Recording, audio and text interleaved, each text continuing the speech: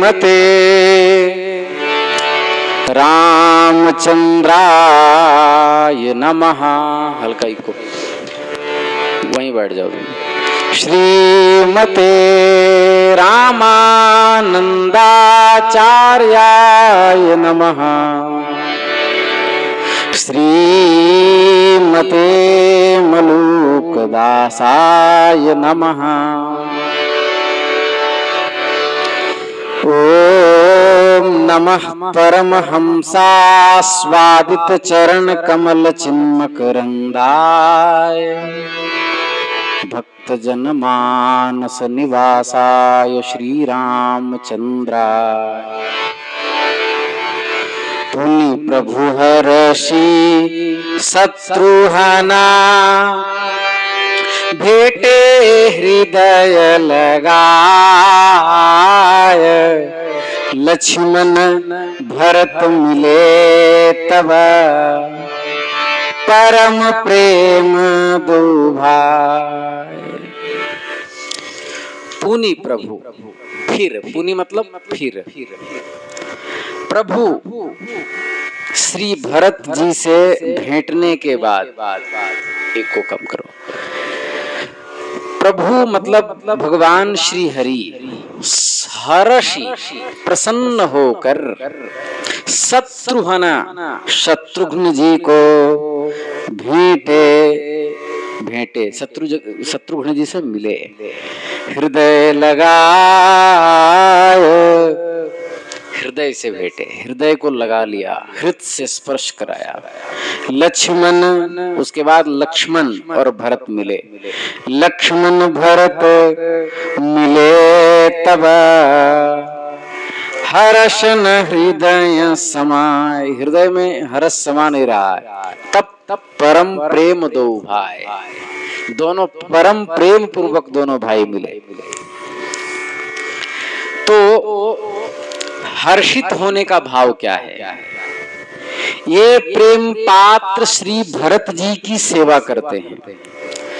मैं प्रभु हर्षि शत्रुघ्न, अर्थात शत्रुघ्न जी से प्रसन्न होकर रघुनाथ जी इसलिए मिले क्योंकि शत्रुघ्न जी भरत जी की सेवा करते हैं, भरत जैसे महापुरुष की सेवा करते हैं। अथवा दूसरा अर्थ, लक्ष्मण जी का भाई जानकर अथवा अपने में शत्रुघ्न जी की प्रीति देख करके रघुनाथ जी हर्षित हुए और हृदय से लगा लिया। परम प्रेम पद देकर ये जनाने का प्रयास किया गोस्वामी जी ने कि जैसा प्रेम ऊपर, जैसे पीछे श्री राम और भरत के मिलाप में दिख आए हैं, उसी प्रकार प्रेम से ये दोनों भी मिले। कौन दोनों? लक्ष्मण भरत मिले तब परम प्रेम दो भाई, दोनों मिले। शरीर से अत्यंत पुलकावली हो रही है, नेत्रों से प्रेमाश्रु बह रहे हैं। श्री भरत जी लक्ष्मण जी को बड़भागी, रामचरणानुरागी, परम धन्य एवं छोटा भाई मानकर प्रेम से मिलते हैं। लक्ष्मण जी उनको राम भक्त और बड़ा भाई मानकर प्रेम से मिलते हैं। इसलिए यहाँ पर संदेह नहीं करना चाहिए कि परम प्रेम शब्द क्यों दिया। ठीक है, आगे कह रहे हैं, ये पेज दिक्कत कर रहा है, पेन लेके आओ एक ठो।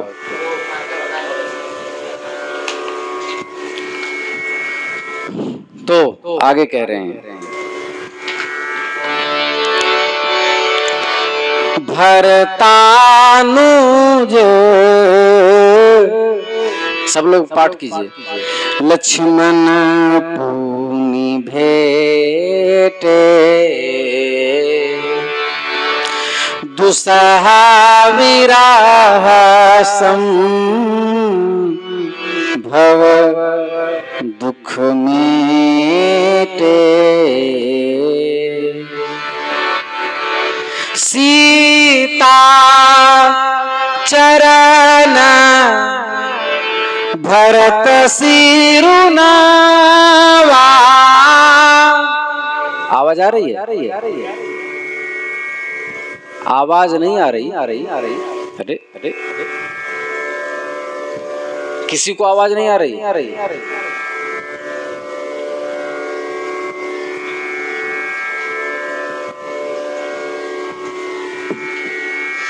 पंखा बंद करो। सीता चरण भरत सिरुनावा, अनुज समेत परम सुख पावा, प्रभु बिलो की हर से पुरवासी, जनित वियोग विपत्ति सब नासी। कह रहे हैं भरतानुज लक्ष्मण पुनि भेंटे, दुसह बिरह संभव दुख मेटे।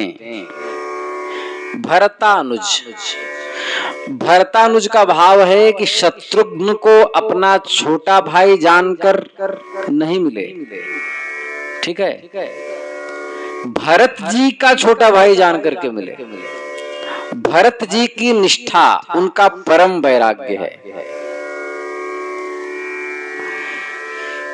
तेहि पुर बसत भरत बीनु रागा, चंचरीक जिम चंपक बागा।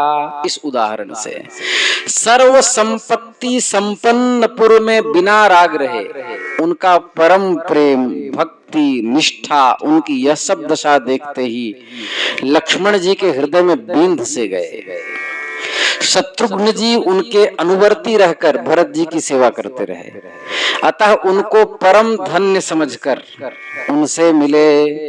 जैसे सुमित्रा जी लक्ष्मण जी को पुत्र समझकर नहीं मिली, रघुनाथ जी के परम सेवक समझ करके मिली, उसी प्रकार शत्रुघ्न जी को भरतानुज समझ करके रघुनाथ जी मिले।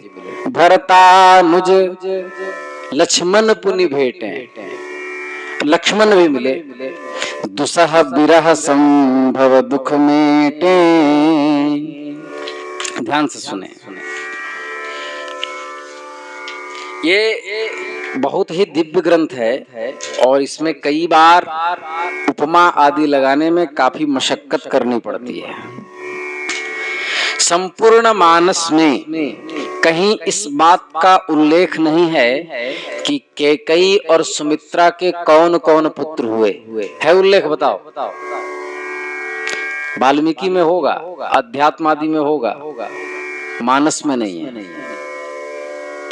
4 रानी 4 पुत्र ऐसे इंक्लूड किए गए। ध्यान से सुने, तो कहीं पर भी 4 रानी नहीं, 3 रानी 4 पुत्र, कितने किसके ये क्लियर नहीं हुआ। शंका ये हुई कि कैकेयी जी और सुमित्रा जी के कौन कौन पुत्र हुए। उसका कारण यह है कि एक अवतार में कैकेयी की 3 संतानें हुई हैं। कितनी? 3। कितनी संतानें हुई तान्या? 3। पहले का नाम है शांता, जो राम जी की बड़ी बहन है, शांता, जिनका विवाह ऋषि श्रृंग के साथ हुआ है, विभांडक के पुत्र। चला दो इसको ऊपर करके। शांता और पीछे पुत्रेष्टि यज्ञ के फलस्वरूप भरत और शत्रुघ्न 2 यमज पुत्र हुए। ठीक है। अब जिन अवतारों में या जिन अवतारों की कथा अध्यात्म और वाल्मीकि आदि में है, उनमें कैकेयी के एक ही पुत्र हुए हैं, भरत, और सुमित्रा जी के 2 यमज पुत्र हैं, लक्ष्मण और शत्रुघ्न। ध्यान से सुने। तो इस कथा भेद पर इस प्रसंग में दुसह विरह संभव दुख मेटे, इस प्रसंग में ऐसा कहकर लक्ष्मण जी के साथ सहोदर का विशेष संबंध दर्शाया है गोस्वामी जी ने। अर्थात लक्ष्मण और शत्रुघ्न के दुसह विरह के वर्णन करने का कोई विशेष प्रयोजन नहीं दिखाई देता। क्यों? क्योंकि लक्ष्मण जी का श्री रघुनाथ जी के अनुगामी होना और शत्रुघ्न जी का भरत जी के साथ अनुगामी होना ये सर्व प्रसिद्ध है। ये आप लोग को पता है। कभी भी नाम लिया जाता राम लक्ष्मण भरत शत्रुघ्न, ये क्रम दिखाया जाता है। तो श्री रघुनाथ जी को भरत वियोग का जो अपार दुख है, उससे लक्ष्मण जी का भरत वियोग दुख उनका और अपना मिलाकर के दूना हो गया। समझ में आ रहा है? ध्यान से सुनिएगा। इधर शत्रुघ्न जी का भी यही हाल है। तो अनुगामित्व संभूत इस दुखद और दुसह वियोग का जो दुख है उसका इससे मिलान किया गया, परंतु केवल लक्ष्मण और शत्रुघ्न के मिलाप से नहीं, वरम चारों भाइयों के मिलने से ये दुख जो समुद्र था मिलन से पहले वो प्रकटित होता है कि कौन किनके विरह में कितना दुखी था। लक्ष्मण जी जो मिले हैं भरतानुज शत्रुघ्न जी से, और दुसह विरह संभव दुख मेटे, क्योंकि उनके अपने अत्यंत सन्निकट सुमित्रा पुत्र शत्रुघ्न निजी भाई हैं, मतलब कि अत्यंत निकट हैं, इसलिए उनसे मिलने पर दुसह विरह संभव दुख मेटे, ये बात आती है। मतलब यहाँ पर प्रमाणित किया है कि सुमित्रा जी के दो पुत्र हैं। सीता चरण भरत सिरुनावा, सीता चरण भरत सिरुनावा, बहुत दिव्य प्रसंग है। सीता चरण,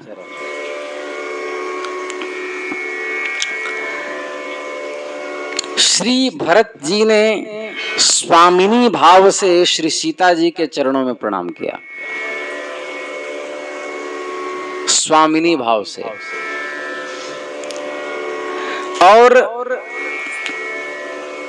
श्री सीता जी के चरणों में प्रणाम किया, इसी से यहाँ भेंटना नहीं कह रहे हैं, क्योंकि मनुस्मृति का वाक्य है कि गुरु पत्नी का भी अंग स्पर्श न करे, दूर से ही प्रणाम करे। ये मनुस्मृति का वाक्य है।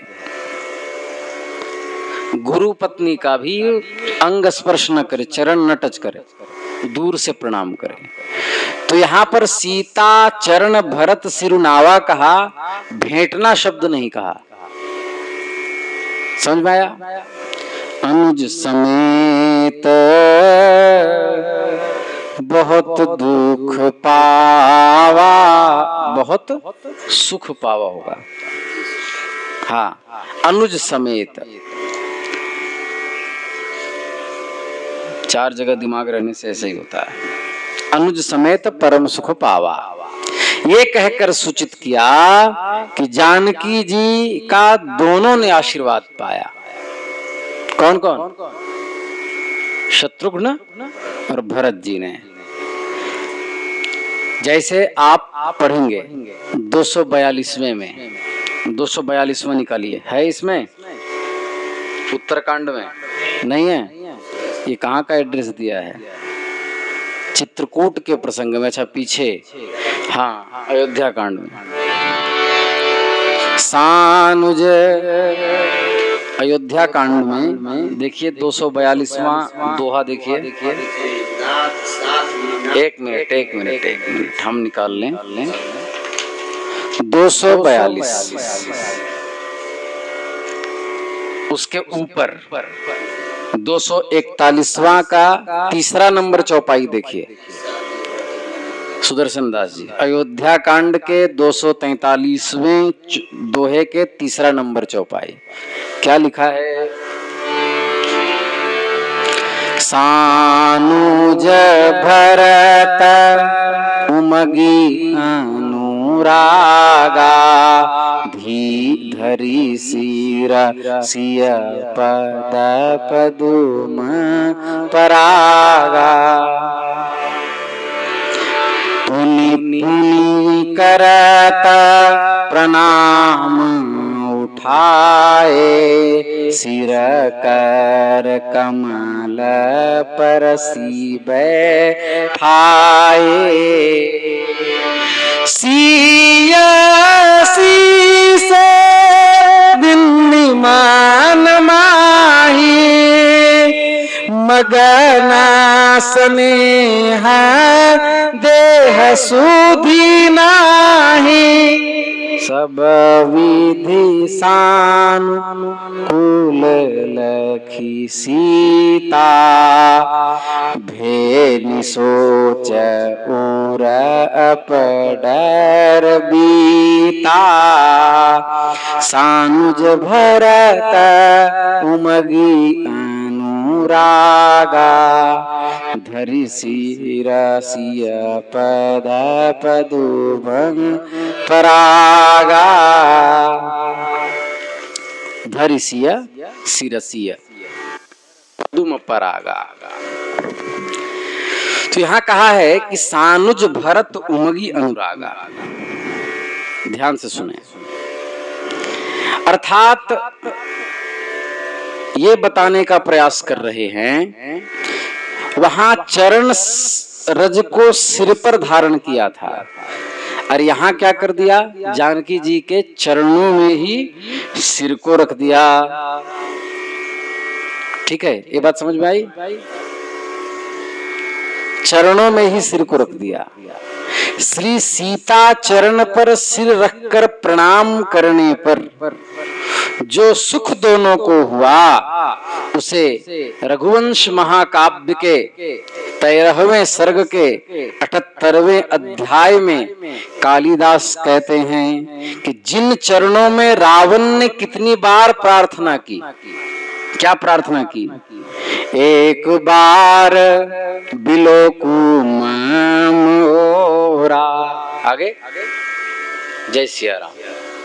एक बार बिलोक, ये अर्धाली है आगे की। एक बार बिलोक मम ओरा, एक बार मेरी तरफ तो देखो। रावण ने इतनी बार प्रार्थना की लेकिन जानकी जी अपने सिद्धांत से इधर उधर नहीं हुई। तो एक बार बिलोक मम ओरा, ऐसा दृढ़ व्रत वह चरण और भक्ति व्रत धारण करने वाला वह चरण, वो भक्ति के व्रत को धारण करने वाले भरत जी को प्राप्त हुआ। मतलब रावण जैसा प्रकांड विद्वान प्रभावशाली व्यक्तित्व का एक ब्राह्मण, इतना भारी विद्वान, वेद का प्रथम भाष्यकार, वेदों का प्रथम भाष्यकार, जगदम्बा का उपासक, निकुंभला भगवती का उपासक, वह व्यक्ति नाक रगड़ के मर गया किंतु उस चरण को प्राप्त नहीं हो सका और भरत जी को वो चरण मिल गए। ये बात मैं नहीं कह रहा हूं, महाकवि कालिदास जी ने कहा है। तो दोनों सुख को प्राप्त हुआ, परम सुख को प्राप्त हुए। चरणों में सिर रख दिया। लंके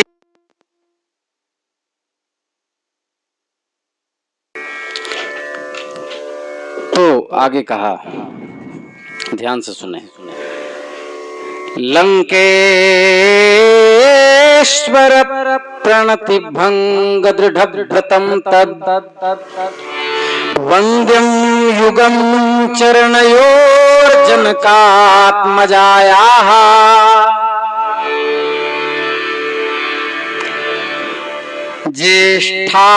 ज्येष्ठानुवृत्ति जटिलम च शिरोस्य साधो। महाकवि कालिदास। रण्योन्य पावनमभूत् उभयं समेत्य इस प्रकार आगे कह रहे हैं, और एक पांडे जी करके विद्वान हुए मानस पर, तो उनका मत है कि भरत जी रघुनाथ जी का सरल स्वभाव जानते थे, परंतु जानकी जी की ओर से भय था। जब उनकी कृपा दृष्टि देखी तब भय मिट गया, इसलिए उन्होंने सीधा अपने सर को चरणों में रख दिया। अत्यंत अनुराग के साथ साथ भय भी था कि पता नहीं जानकी जी के अंतःकरण में क्या चल रहा होगा कि राजगद्दी के चक्कर में अपने बड़े भाई को जो है सो बाहर निकाल दिया षड्यंत्र करके। इसलिए भरत जी थोड़े से अंदर से संकुचित थे कि पता नहीं अंदर क्या होगा, इसलिए जाके सीधे अपने मस्तक को भगवती के चरणों में रख दिया। तो इसी को कहते हैं विद्या यदि हो तो किसी भी पंक्ति का अनेक अर्थ निकाला जा सकता है। आगे कह रहे हैं,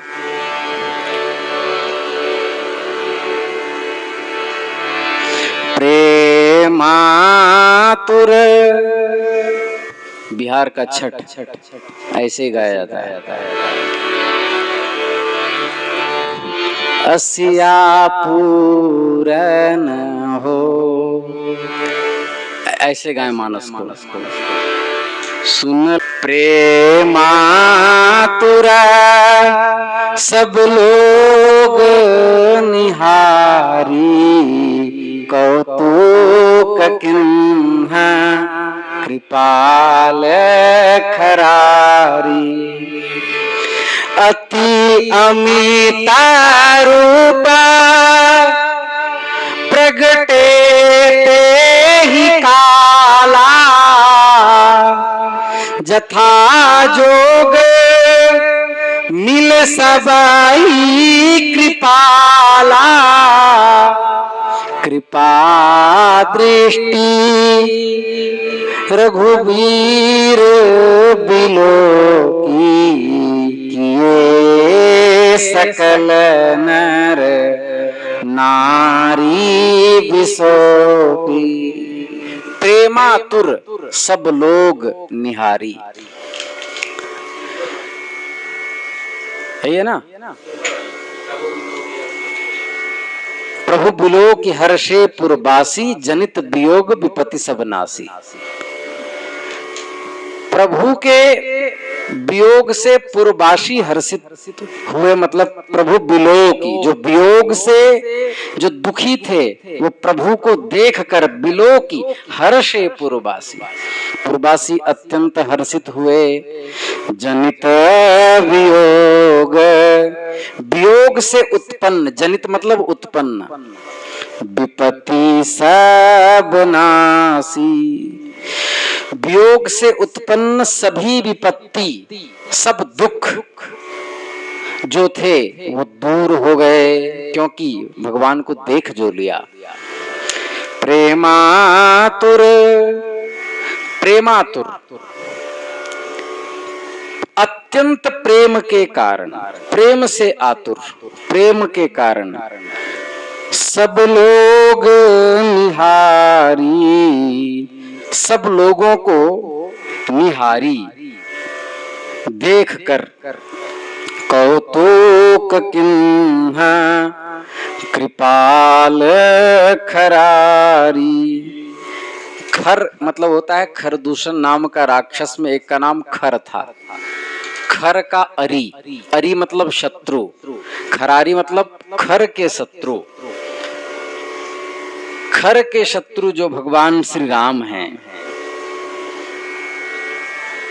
तो सरकार के वियोग से जो पुरबासी दुखित थे, तो सब लोगों के प्रेम के कारण सबको प्रथम प्रभु से मिलने की उत्कट इच्छा और विह्वलता देखकर खर के शत्रु दयालु श्री रामचंद्र जी ने कौतुक किया, खेल किया। कौतुक मतलब खेल। कुत्सितम तन्यते इति कुतुकः, कुतुकः एव कौतुकः। खेल इसको कहते हैं, कौतुक मतलब खेल। सब लोगों के प्रेम के कारण शीघ्र मिलने की उत्कट इच्छा और विह्वलता को देखकर, प्रेमातुर, प्रेमातुर देखकर, सब लोग निहारी, सब लोग को देखकर, प्रेमातुर, प्रेमातुर देखकर, कृपालु भगवान श्री राम ने, जो खर के शत्रु हैं, उन्होंने कौतुक किन्हा, खेल किया। क्या खेल किया? अमित रूप प्रगटे ते ही काला, उसी समय तत्काल दयालु श्री राम अमित रूप से प्रकट हो गए।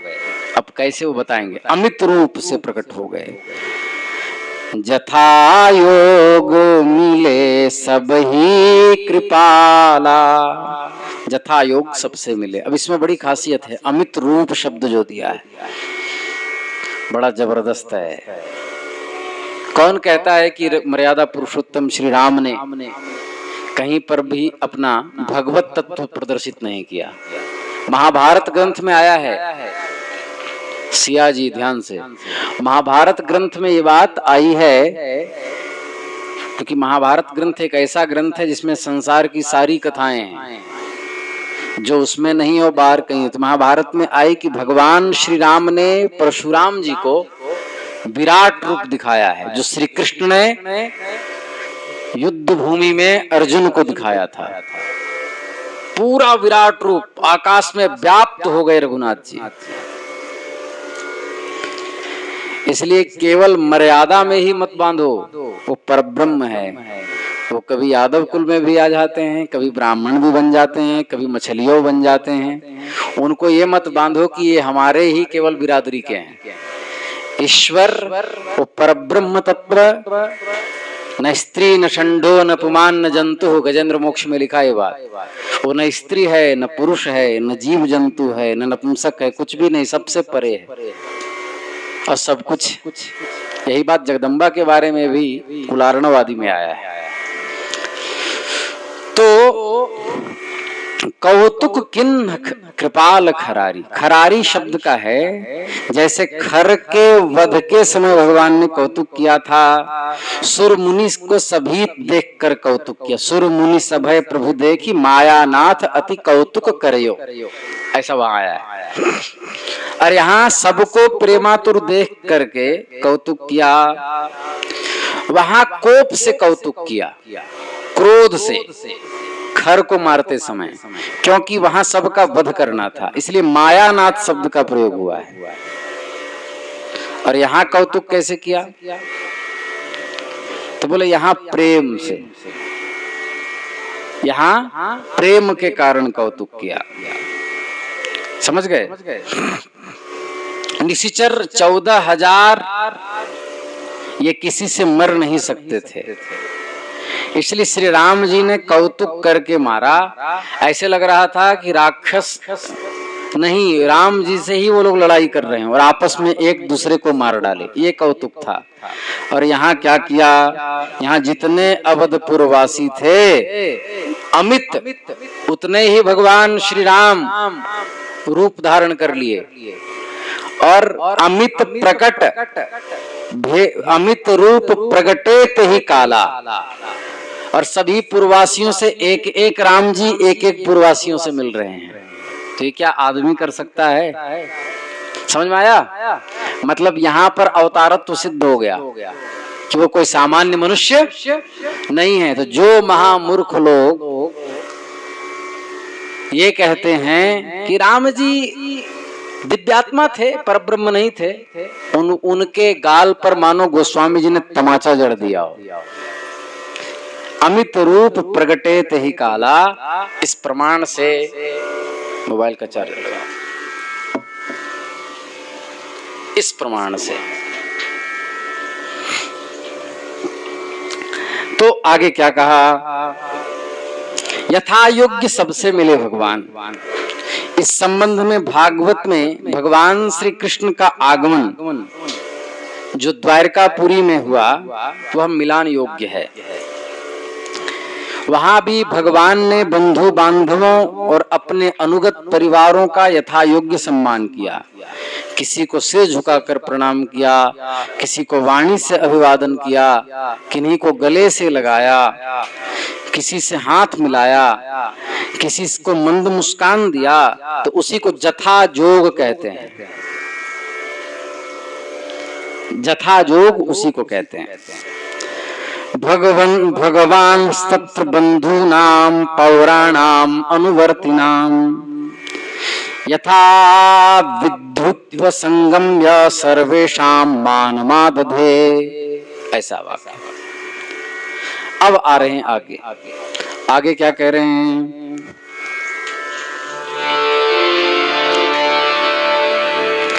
कृपा दृष्टि रघु बीरा बिलो किए सकल नर नारी बिसो की।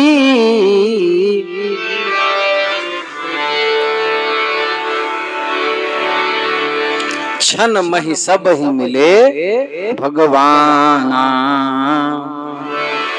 उमा मरम यह काहू न जाना। यही विधि सबाहि सुखी करि रामा आगे चले शील गुण धामा। कौसल्यादि मात सब धाई निरखी बच्छ जनु धेनु लवाई।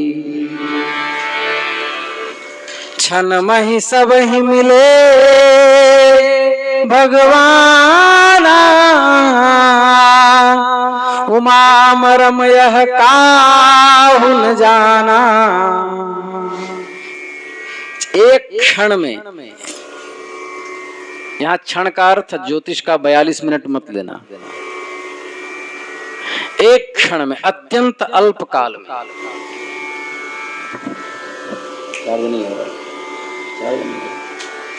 अत्यंत अल्प काल में क्षण महु मिले सबहि भगवाना। अल्प काल में भगवान मिले। और उमा मरम यह काहू न जाना। विश्वनाथ जी कह रहे, हे उमा, इस मरम को कोई नहीं जान पाया। उमा मरम यह काहू न जाना। कृपा दृष्टि, ठीक है, रघुबीर बिलोकी किए सकल नर नारी बिसोकी। कृपा दृष्टि, श्री रघुवीर ने कृपा दृष्टि से देखकर सभी स्त्री पुरुषों को शोक रहित कर दिया। सबके दुखों का प्रशमन हो गया। किए सकल नर नारी बिशोकी, सब सकल सभी नर नारियों को बिशोक मतलब शोक रहित कर दिया। क्षण मात्र में ही सबसे मिले। हे उमा, यह भेद किसी ने नहीं जाना। मतलब सबसे बात गुप्त रही। क्या यार,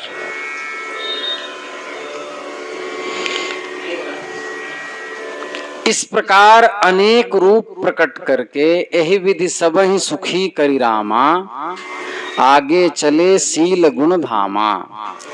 अनेक रूप प्रकट करके शील और गुणों के धाम श्री रामचंद्र जी यही विधि सब ही सुखी करी रामा आगे चले।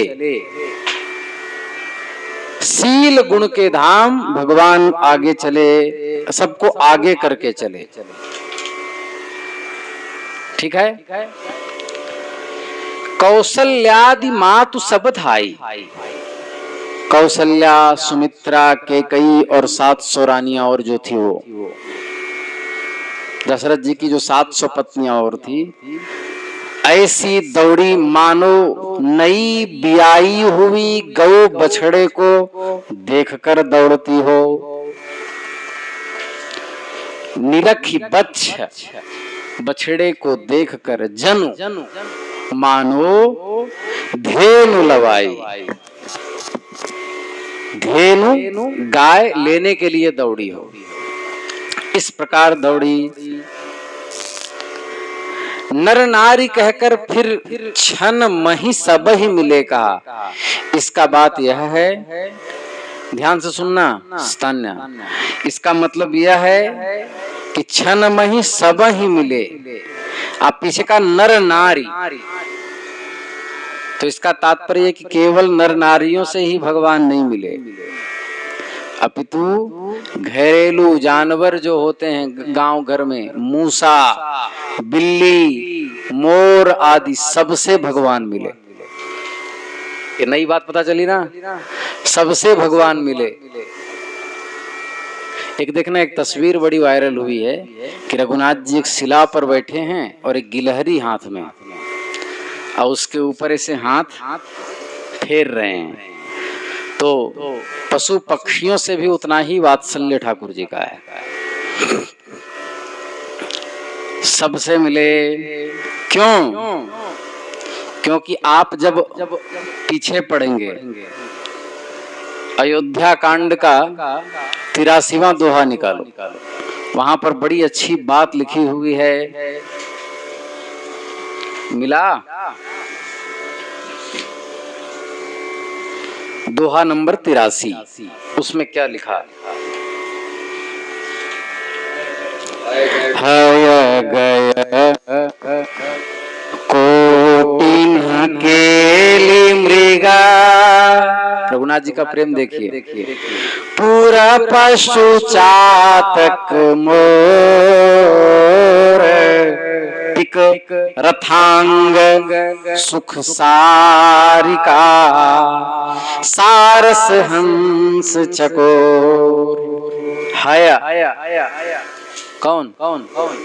हाँ, और गए मतलब वाह, कोटिन केली मृगा, खेलने वाले हिरण। पूर्व पशु, पूर्व मतलब अयोध्या आदि के, पूर्व के पशु, चातक मोर, पिक नीलकंठ। यहाँ पर पिक मतलब क्या होगा? वही कोयल। रथांग सुख सारिका और सारस हंस चकोर। समझ में आया? तो रघुनाथ जी का इन सब से प्रेम है, इसलिए मिले। और जब रघुनाथ जी जा रहे थे तब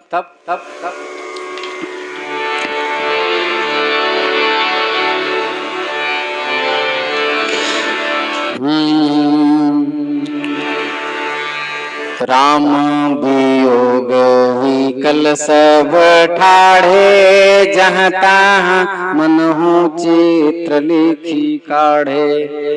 राम के वियोग में सब जहाँ के तहाँ ही स्तंभित हो गए थे। तो इसी का उत्तर यहाँ पर दिया कि लौट करके जो ये पशु पक्षी आदि विरह में रो रहे थे, उन सब से भगवान मिले। इसलिए क्षण मही, यहाँ तक तो ठीक है, क्षण में सब ही शब्द से चातक मोर आदि से सबका मिलना अभिव्यंजित होता है। नास्तत्र काचित शंका कलंक पंकावकाशाः, यहाँ किसी प्रकार की शंका रूपी कलंक के पंख का अवकाश नहीं रह जाता। आइए, तो इस प्रकार जथा जोग मिले सब ही कृपाला, कृपा दृष्टि रघुबीर बुलो की, और क्षण मह सब ही मिले। ये पूरा स्पष्ट हो जाता है। मर्म किसी ने न जाना, समझते रहे कि हम पर सबसे अधिक प्रीति है, इसलिए राम जी हमसे मिल रहे हैं। अच्छा, एक बात ध्यान देना, यही ब्रह्म का गुण महापुरुषों में आता है। जिनके पास रहने पर हृदय में यह अनुभूति हो कि गुरु जी सबसे अधिक हम ही को मानते हैं, जिसको लगे कि सबसे अधिक हम ही को मानते हैं, उस वास्तविक में वो महापुरुष हैं, क्योंकि भगवान का गुण है। महापुरुषों के पास जितने भी रहने वाले लोग हैं, सबको लगता है कि सबसे अधिक हम ही को मानते हैं। ये नियम है। पर वस्तुतः वो किसी को नहीं मानते। तान्या गुरुजन किसी को नहीं मानते, वो परब्रह्म को मानते हैं और परब्रह्म के संबंध से ही लोगों में वह प्रेम अभिव्यंजित हो जाता है और सबके अंतःकरण में स्थित लाडली लाल को लाड़ लड़ाते हैं और लोगों को लगता है कि अरे गुरु जी तो सबसे अधिक हम ही को मानते हैं। तो इसीलिए कथा उथा करेंगे तो नाम क्या लिख देंगे, अमुक गुरुदेव भगवान के परम कृपा पात्र। क्या लिखते हैं, परम कृपा पात्र। उसमें दो ध्वनि होती है, एक तो उसको अनुभूति होती मैं परम कृपा पात्र हूँ, और दूसरा दुनिया को भी ये पता चले कि हम ही वो चेला है प्योर वाला। तो हमारी कथा सुनिए, परम कृपा पात्र आजकल एक टैग बन गया है। कथा प्रचार करना है तो चारों तरफ इतना बड़ा अपना फोटो लगा लो और लिख लो और ऊपर में गुरु जी को चिपका दो। और वो ठीक है, गुरुजनों को तो ऊपर रखना चाहिए। और भाई जो कथा वक्ता है वो अपनी बड़ी फोटो लगाएगा ही, क्योंकि उसी को कथा करनी है। लेकिन उसमें नीचे जो हेडलाइन जब आता है, अतिशय परम, अब परम तो नहीं हो गया, अब अतिशय भी जुड़ गया, अतिशय परम कृपा पात्र। तो ये स्थिति है।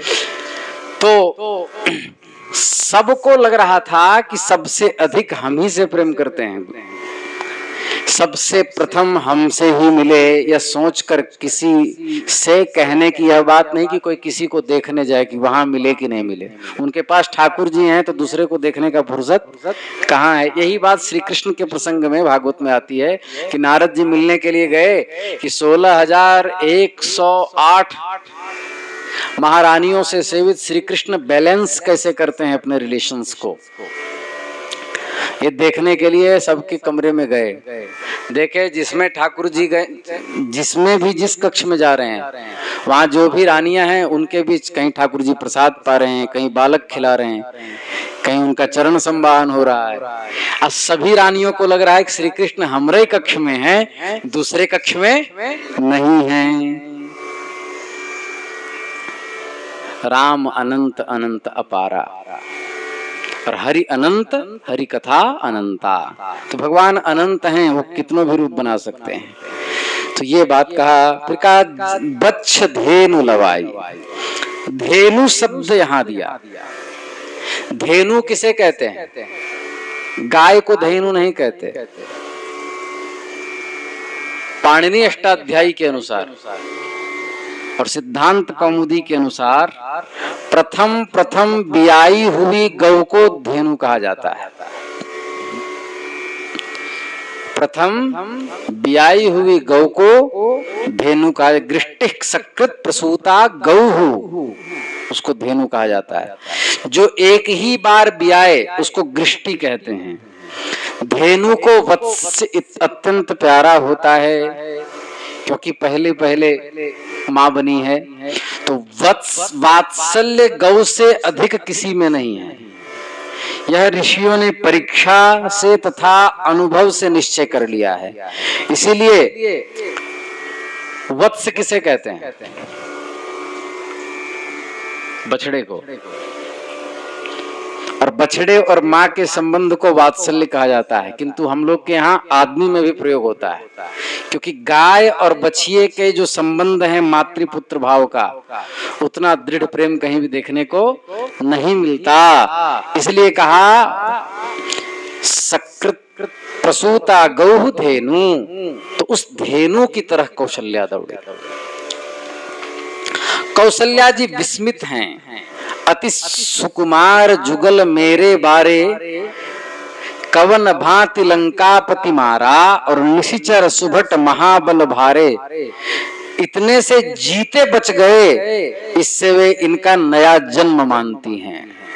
पुनः अमोघ शक्ति से लक्ष्मण जी का अच्छा हो जाना, लक्ष्मण जी का नया जन्म होना ठीक ही है।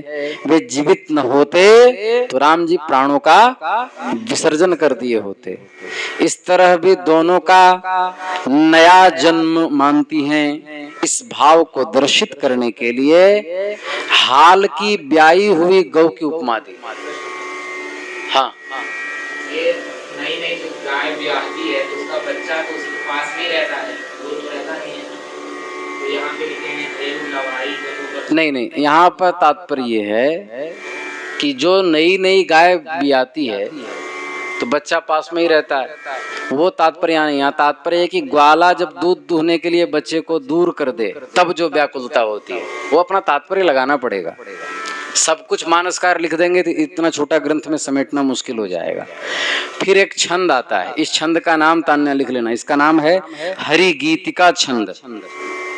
कौन सा छंद है? हरिगीतिका छंद।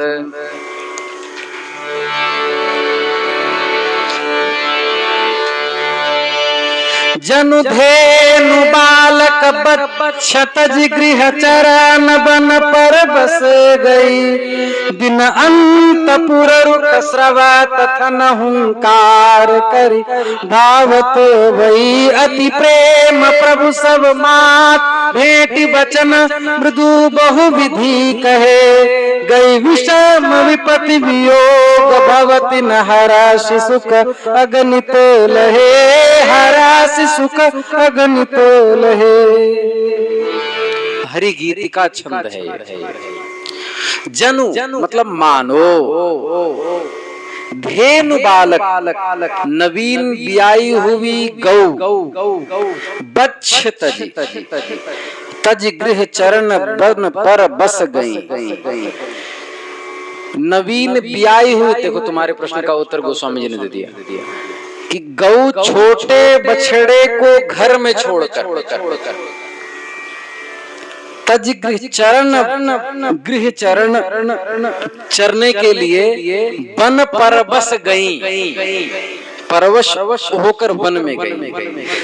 दिन अंतपुर रुख स्रवात थन, दिन का अंत होने पर पुर रुख, अयोध्या की तरफ या पुर की तरफ, अपने घर की तरफ रुख करके, अयोध्या नहीं नगर की ओर रुख करके जंगल गई हुई जो धेनु है, स्रवात थन, उसके थन से हुंकार करती हुई वो गौ थन से दूध गिराती हुई दौड़ते चली आती है, दौड़ती चली आती हैं। समझ में आया? तो दिन अंतपुर रुख स्रवत थन हुंकार करि धावत भई, हुंकार करि धावत भई। दिन अंत, दिन का अंत होने पर नगर की ओर हुंकार करती हुई वो धेनु थन से दूध गिराती हुई दौड़ी हुई हो,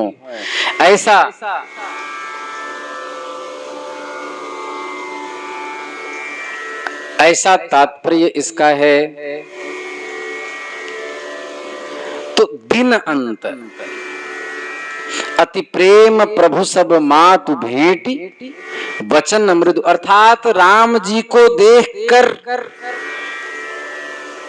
भगवती कौशल्या वैधव्य दोष में है, पति की मृत्यु हो चुकी है, लेकिन फिर भी स्तनों से दूध की बाढ़ आ गई, वक्षस्थल दुग्ध से वात्सल्य भाव से भीग गया, और कौशल्या आदि माता वात्सल्य में भीग कर अपने बच्चे को हृदय से लगाने के लिए दौड़ पड़ी।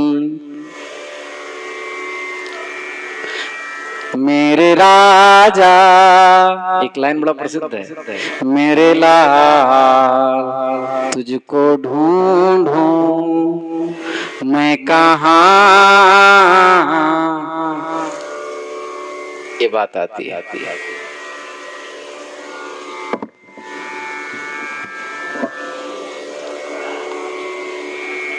तो इस प्रकार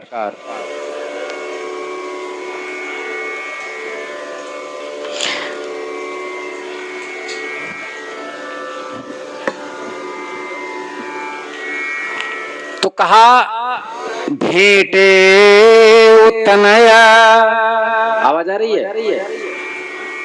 सुमित्रा क्या अति प्रेम प्रभु सब मातु भेंट वचन मृदु बहुविधि कहे। ठीक है, बहुविधि कहे। अब देखो प्रभु सब माताओं से अत्यंत प्रेम से मिले, अति प्रेम प्रभु सब मातु भेंटी, प्रेम से मिले।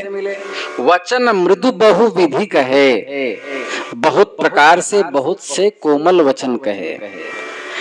गई विषम विपत्ति वियोग, वियोग से उत्पन्न जो कठिन विपत्ति थी वो गई, दूर हो गई। भव तिन्ह हर्ष सुख अगणित लहे, और उन्होंने अगणित हर्ष और सुख पाए, ये बात कही गई। अब उत्प्रेक्षा अलंकार यहाँ देखो, माताएं धेनु हो गईं, श्री राम लक्ष्मण वत्स हो गए, गौ अहीर के वश बछड़ा छोड़कर वन को गई, और यहाँ कर्मवश माताओं का श्री राम लक्ष्मण से वियोग हुआ। ये उत्प्रेक्षा है, कल्पना। उत्प्रेक्षा मतलब कल्पना। वर के अनुरोध से कैकेयी ने जो वर मांगा उससे परवश हुआ, और वहां पर अहीर से परवश होकर के गैया अपने बच्चे को छोड़कर जंगल जाती चरने के लिए। चरण बन पर बस गई, यहाँ पर बस वर है, वर रूपी अहीर से परवश होकर राम रूपी गौ, ऐसा अर्थ होगा? नहीं, वर से परवश होकर कौशल्या रूपी गौ राम रूपी वत्स से दूर हुई, ऐसा अर्थ होगा। गौ का आरोप कहाँ करना होगा? कौशल्या में। इसलिए कहा बहुत पढ़ने की जरूरत है, इससे बड़ा साहित्य नहीं है कोई। हमको आश्चर्य होता है कि छोटे छोटे बच्चे रामचरितमानस पर कथा करते कैसे हैं। 6-6 साल की 7-7 साल की बालिकाएं जिनको उत्प्रेक्षा आदि का ज्ञान ही नहीं होगा। और ये इतना मैं बोल पा रहा हूँ क्योंकि मेरा साहित्य दर्पण लगा हुआ है, काव्य प्रकाश पढ़े, चंद्रालोक पूरा पढ़ा है हमने, तो अलंकार के संस्कृत ग्रंथों को गुरुजनों से प्राप्त किया है, तब मैं बोल पा रहा हूँ। मुझे तो आश्चर्य होता है। एक ठो ऑर्गेन ले लो, और एक ठो झाल, और एक ठो ढोलक ठोंकने वाला, और एक माइक, और गांव वालों को बैठा लो, और स्पीकर थोड़ा तेज कर दो, अब रोए रोए रोए रोए करते रहो, फिर को कथा हो रही है। और ऊपर लिख दो श्रीमद् रामचरितमानस ज्ञान यज्ञ, जय सिया राम। दुर्दशा कर डाली रे सबने। हाँ, माताएं धेनु हो गईं। अब देखिए 14 वर्ष का व्यतीत होना ही दिन का अंत होना है। पूर्व वन है, नगर सकल बन गहबर भारी। सुन रहे हैं? यहाँ पर पूर्व क्या है?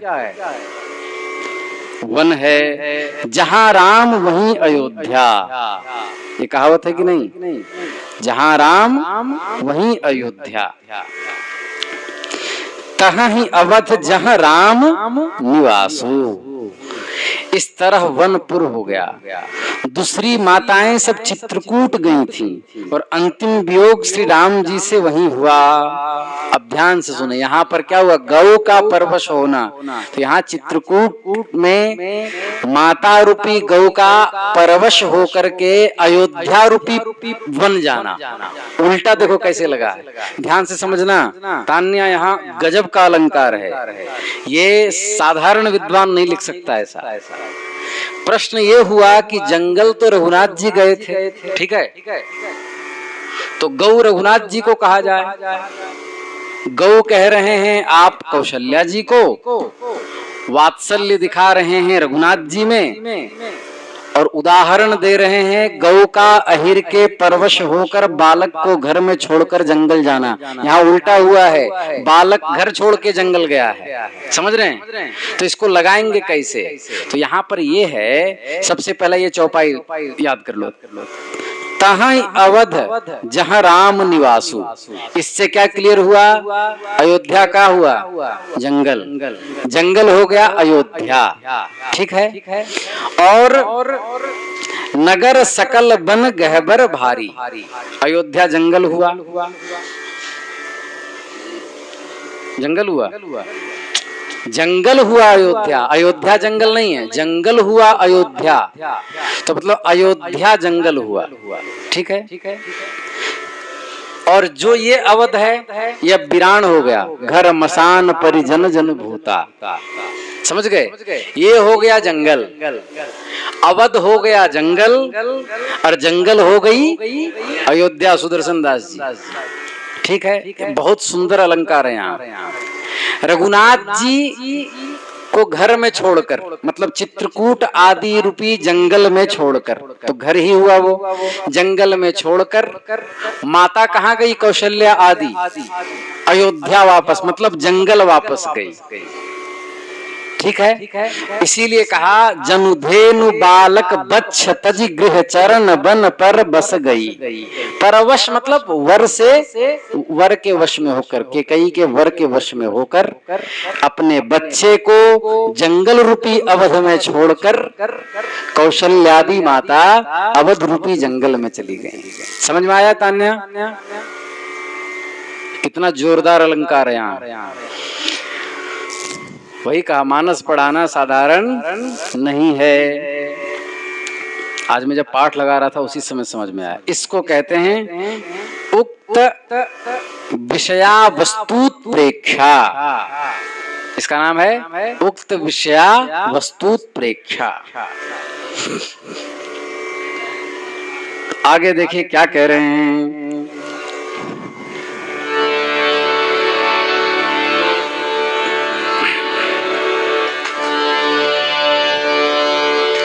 भेंटेउ तनय सुमित्रा राम चरण रति जान। राम ही मिलत कैकेयी हृदय बहुत सकुचान। लक्ष्मण सब मातन मिले हर से आशीष पा। कैकेयी कहाँ पुनि पुनि मिले मन कर क्षोभ न जाय। कैकेयी कहाँ पुनि पुनि मिले मन कर क्षोभ न जाय।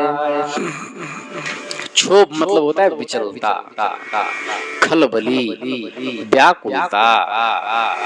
इको कम करिए। भेंटेउ तनय सुमित्रा। तनय मतलब होता है पुत्र, तन से उत्पन्न।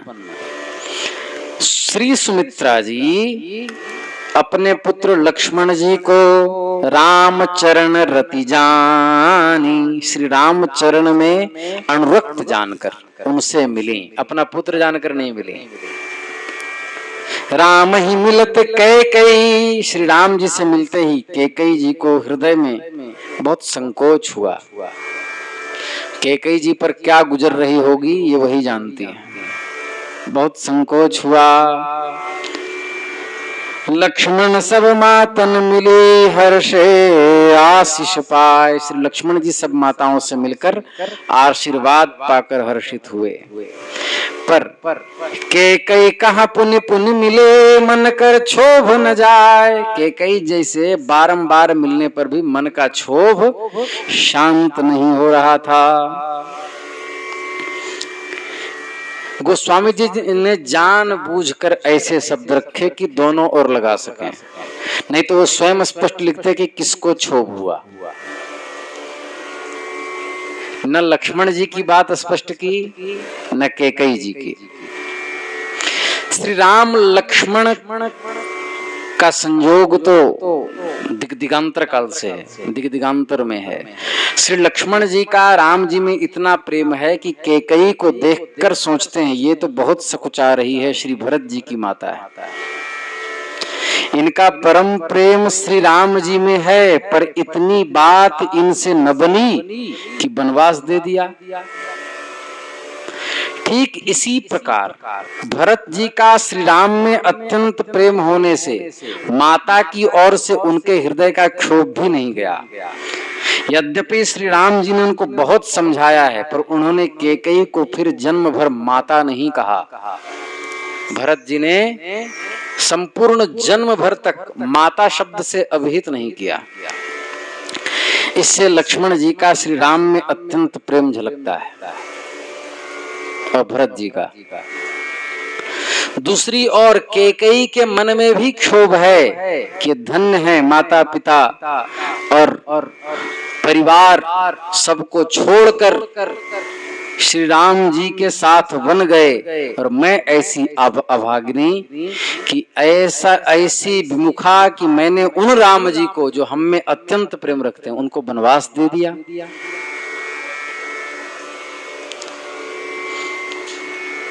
तो इसको हम कल और स्पष्ट करेंगे। आइए आगे के चौपाई का पाठ करके और फिर कल के लिए छोड़ते हैं पाठ। हमारी आज इच्छा थी कि कल का वसूल कर लें, लेकिन उधर में थोड़ी वेदना होने के कारण पाठ को यहीं रोकेंगे।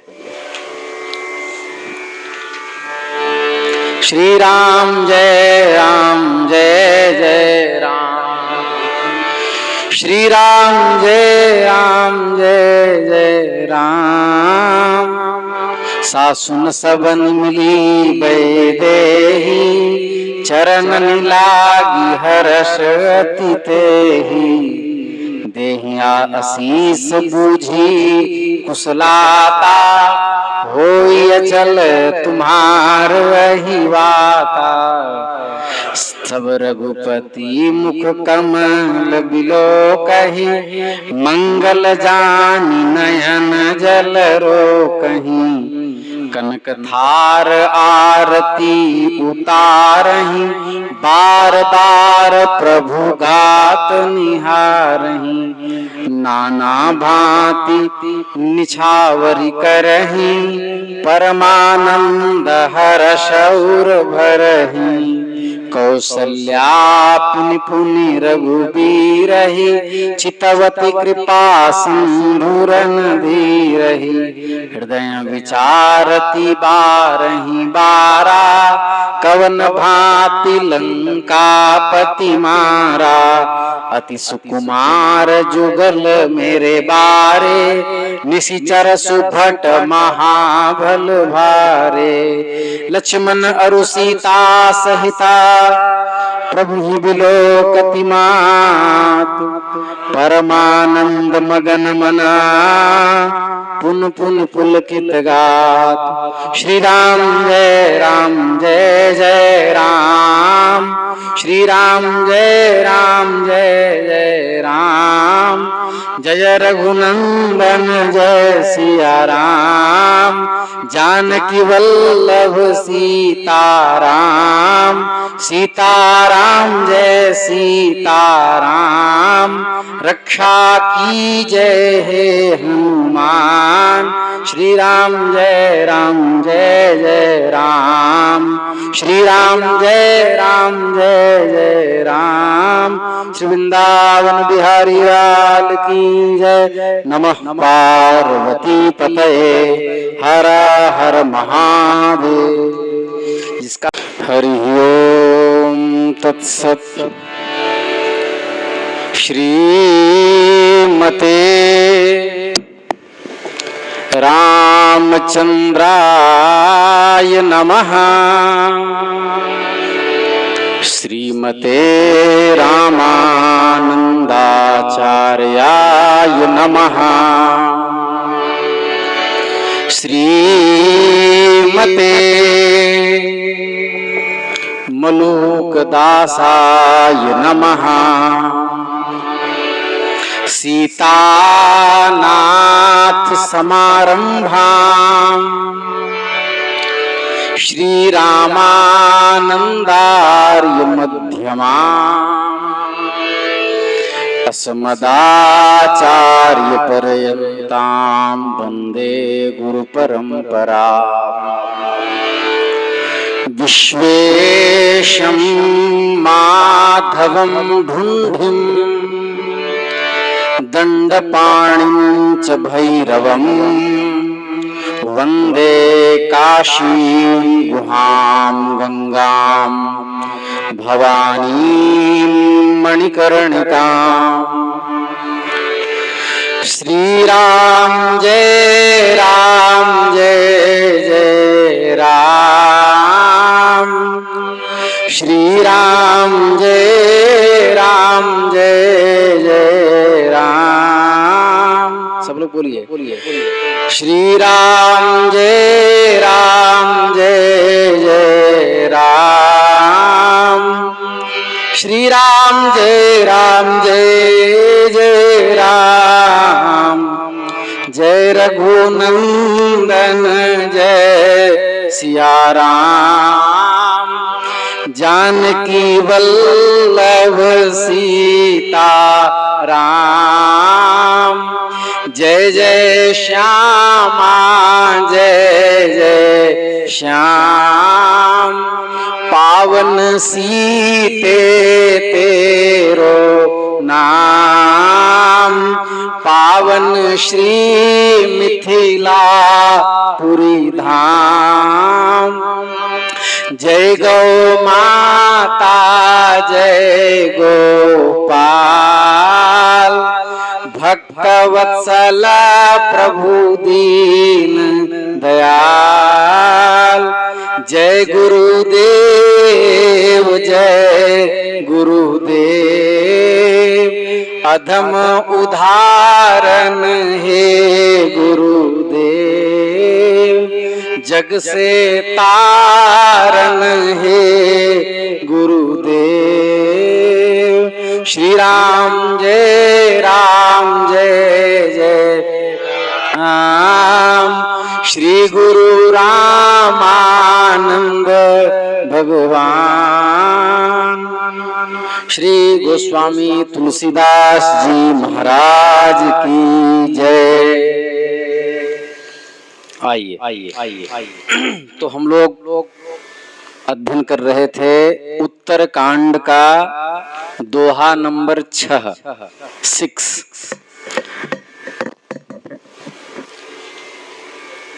हरपुर वाली माता जी 6ठा नंबर दोहा निकाल लीजिए और थोड़ा कैमरा आप नीचे कर लीजिए।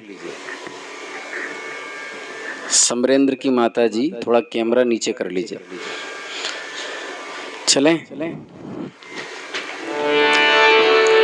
भेंट तनय सुमित्रा राम चरण रति जानी, राम ही मिलत कई हृदय बहुत सकुचानी। उत्तरकांड का दोहा 6 मिला मत मैया। चलो भेंटेउ तनय सुमित्रा राम चरण रति जानी, पढ़ा दिए थे क्या? इसका अर्थ हो गया था, कोई बता ही नहीं रहा है। हाँ, इसका अर्थ हो गया था लक्ष्मण के कैकई से बारंबार मिलने का हम भाव कह रहे थे। नहीं, कैकई कहाँ पुनि पुनि मिले, मन कर क्षोभ न जाए। वन गमन समय नहीं मिले थे क्योंकि नाराज थे लक्ष्मण जी कि मेरे प्राण प्रिय प्राण धन श्री राम को इन्होंने वनवास दिया। गौरी कैमरा सीधा करो। वनवास दिया इसलिए वो नाराज थे, तो वन गमन समय नहीं मिले थे, इसलिए आज मिले। अब यहाँ पर विद्वानों के कई भाव हैं, लेकिन हम जितना कल अध्ययन किए उसके अनुसार मुझे ये ज्ञान हुआ कि लखिसिय सहित सरल दो भाई, कुटिल रानी पछतानी अघाई। अब पश्चाताप हो जाने के बाद दोषी को दोषयुक्त नहीं माना जाता, और पश्चाताप कम किया है कैकई ने। अन्य रामायण में ये बात आती है कि रघुनाथ जी को वचन दिए थे भगवती ने साकेत में ही कि मैं आपके द्वारा जो राक्षसों का वध होना है उसके प्रति मूल कारण बनूंगी। आप बताओ, हम अपने संपूर्ण अस्तित्व को कलंकित करके कोई संपूर्ण समष्टि की रक्षा के लिए तत्पर हो तो कितनी महान स्त्री होगी। कैकई जी ने एक क्षण भी नहीं सोचा कि यदि मैं वरदान मांगूंगी दशरथ जी से तो मेरी छवि खराब होगी। अर्थात लोग मुझे क्या क्या नहीं कहेंगे, मेरा पुत्र ही मेरे विरुद्ध हो जाएगा। लेकिन रावण जैसे आताताई का आत्यंतिक नाश करना था, इसलिए भगवती कैकेयी ने एक भी न सुनी अपने मन की, रघुनाथ जी का सुन करके, और उन्होंने ये कार्य किया। इसीलिए आप देखेंगे रामानंद सागर जी की भी जो रामायण है टेलीविजन में जो आती है, उसमें भी कई बार देखेंगे, ग्रंथों में भी है, सबसे पहले भगवती कैकेयी को ही प्रणाम करते थे रघुनाथ जी। इस त्याग के कारण अपने स्वाभिमान को जगत की रक्षा के लिए पानी में रख दिया भगवती कैकेयी ने। इसलिए कैकेयी से महान इस जगत में कोई माता नहीं हो सकती। उसके बाद आगे कह रहे हैं, एक थे नंगे परमहंस जी, उच्च कोटि के महात्मा, ये उनका भाव है। आगे कह रहे हैं,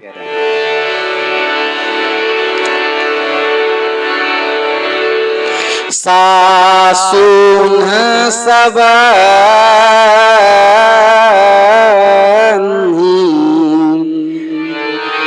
मिली बैदेही चरण नीलागी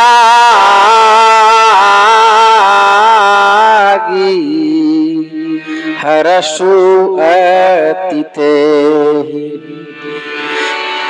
देहि असीसा। क्या बात है, गोस्वामी जी की लेखनी देखो।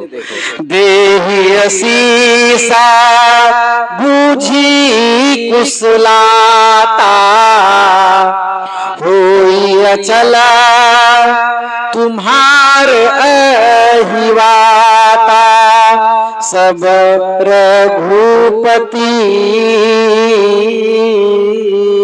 मुख कमल बिलोक मंगल जानी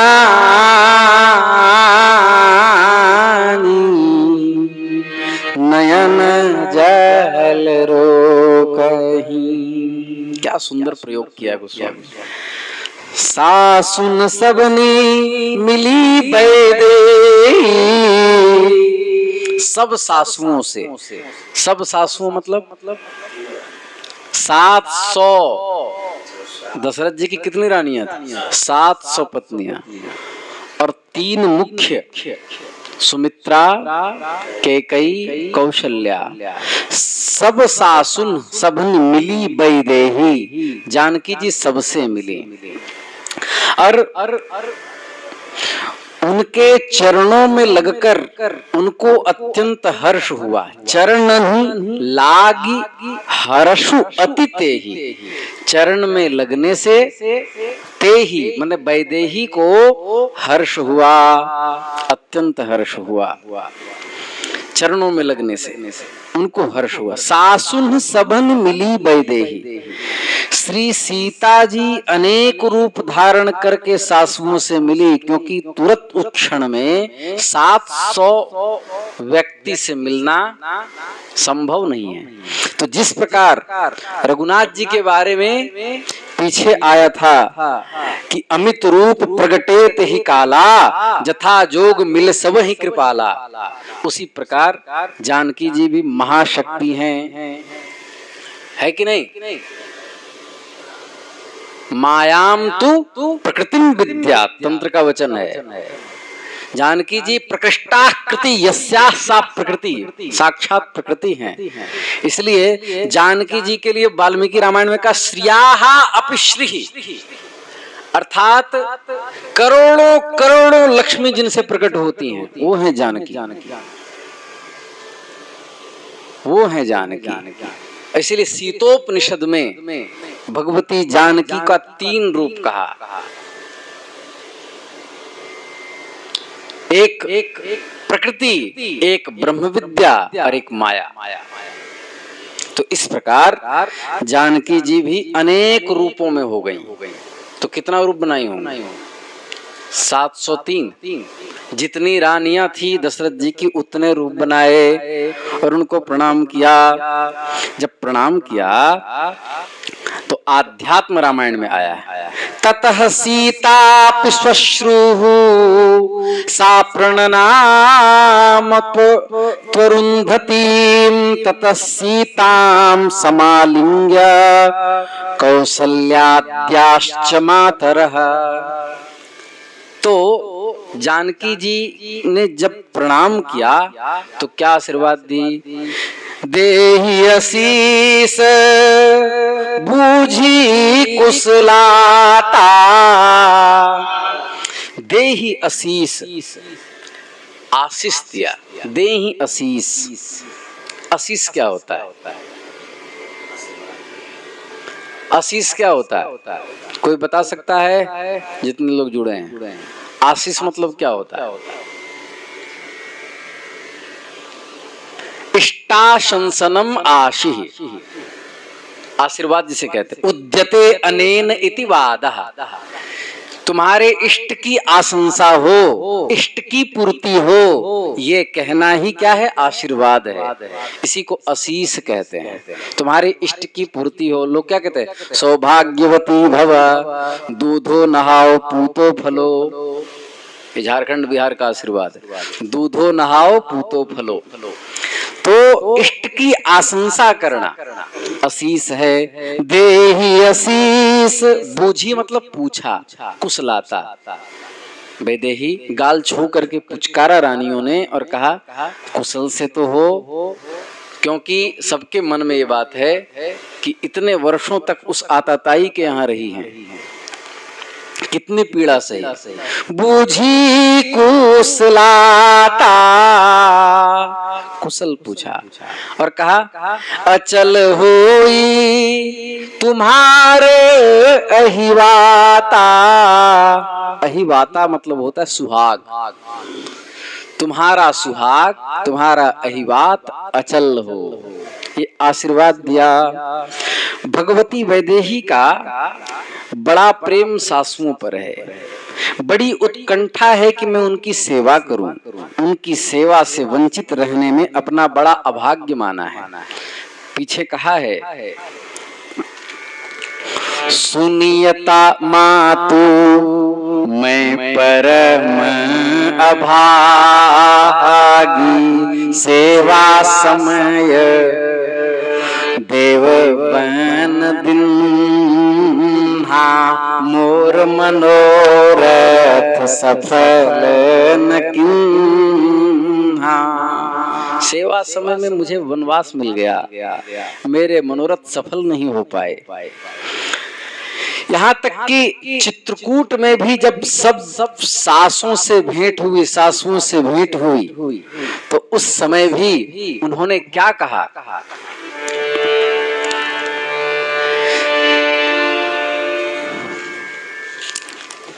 सिय सासु प्रतिवेश बनाई, सादर करई सरस सेवकाई।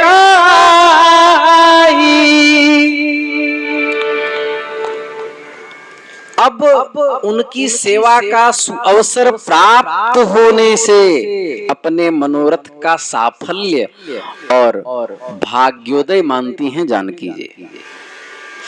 उन्हें बड़ा हर्ष है, नहीं तो स्वभाव से उन्हें वन ही प्रिय है। मैं बन सुखी सुभाय, पीछे कहा है। तो इस प्रकार अच्छा, देहि आशीष बूझ कुशलाता लिख करके दूसरे चरण में बताते हैं क्या आशीर्वाद देती हैं। अचल होई तुम्हार अहिवाता, होई अचल तुम्हार अहिवाता, तुम्हारा सौभाग्य अचल हो।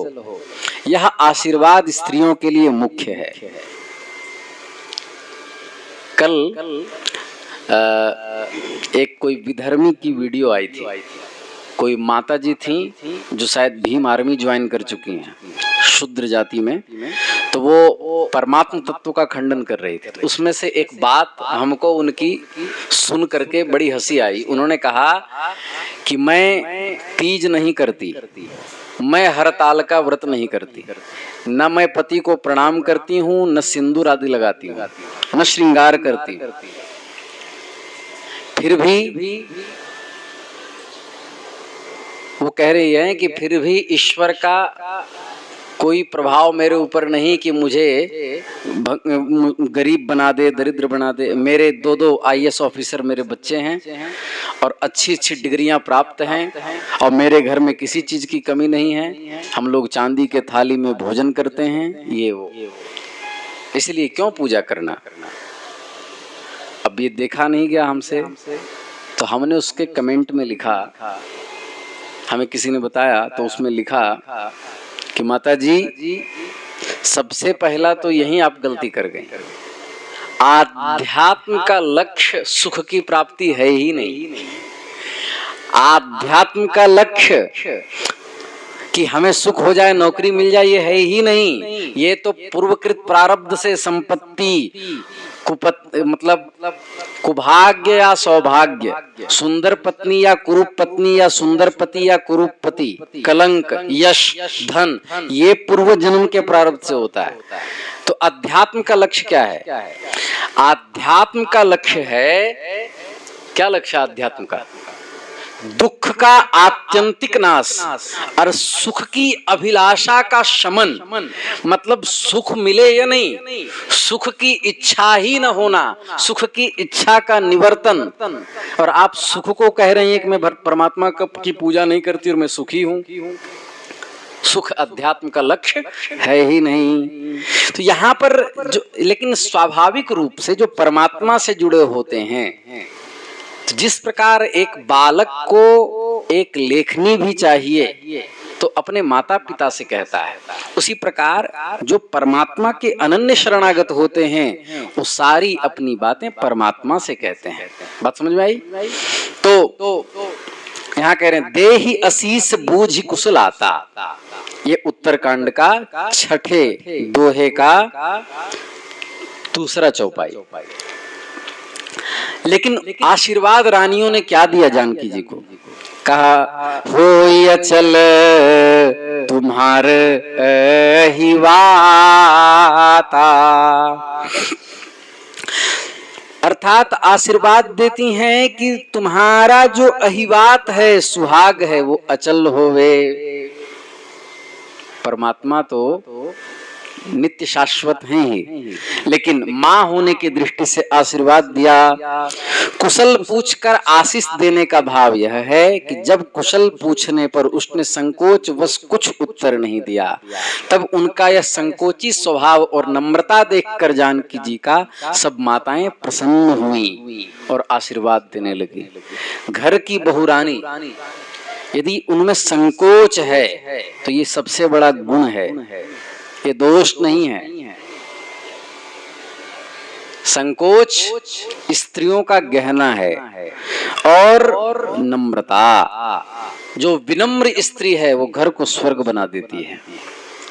आगे कह रहे हैं, सब रघुपति मुख कमल बिलोकहि, मंगल जानी नयन जल रोकहि। कनक थार आरती उतारहि, बार बार प्रभु गाते निहारहि। नाना भांति निछावरी करहि, परमानंद हर्ष उर भरहि। गोस्वामी जी लिख रहे हैं, सब रघुपति मुख कमल बिलोकहि। सब मतलब माता का प्रकरण चल रहा है। गौरी आपको बताए थे, सर्वनाम पूर्व का परामर्शक होता है। सब शब्द जब हम बोलते हैं तो पीछे जिसकी चर्चा आ रही है उसी में सर्व का अन्वय होगा। तो माताओं की चर्चा आ रही, सब मतलब जैसे कहा ना कि रोहन बहुत हंसता है, और फिर आगे कहा और बीच बीच में वह रोने लगता है, तो वह से किसका अंदेशा होगा? रोहन का, क्योंकि प्रकरण रोहन का चल रहा है। तो सब रघुपति, सब माताएं रघुपति मुख कमल बिलो कहीं, रघुनाथ जी के मुख कमल को देखने लगी। मंगल जानी, मंगल समय जानकर, नयन जल रो कहीं। मंगल समय में रोना कुछ लोग अशुभ मानते हैं कि अरे अभी हंसने का समय है, प्रसन्नता का समय है, मैं रोने लगूं। तो इसलिए मंगल जानी नयन जल रो कहीं, नेत्र के जल को माताओं ने रोका, रोकती हैं, रोकने का प्रयास करती हैं। कनक थार आरती उतारही, कनक थार, सोने की थाल में आरती उतारती हैं। सोने की थाल में भीमसेनी कपूर डाल करके और शुद्ध सुरभि कुलोत्पन्ना देसी गौ के घृत में दीपक डुबो करके और स्वर्ण के थाल से आरती उतारती हैं। और बार बार प्रभु गात निहारहि, गात मतलब होता है शरीर, बार बार प्रभु गात निहारहि, बार बार प्रभु के अंगों को गौर से देखती हैं, निहारें ऊपर से नीचे तक माताएं। वात्सल्य है। नाना भांति निछावर करहीं, नाना भांति, भांति मतलब प्रकार, नाना मतलब अनेक। गौरी नाना मतलब अनेक होता है, नाना नानी वाला नाना नहीं है, ठीक है। नाना मतलब अनेक, भांति, नाना भांति अनेक प्रकार, निछावरी करहीं, निछावरें करती हैं। निछावर क्या करते हैं? निछावर किसे कहते हैं?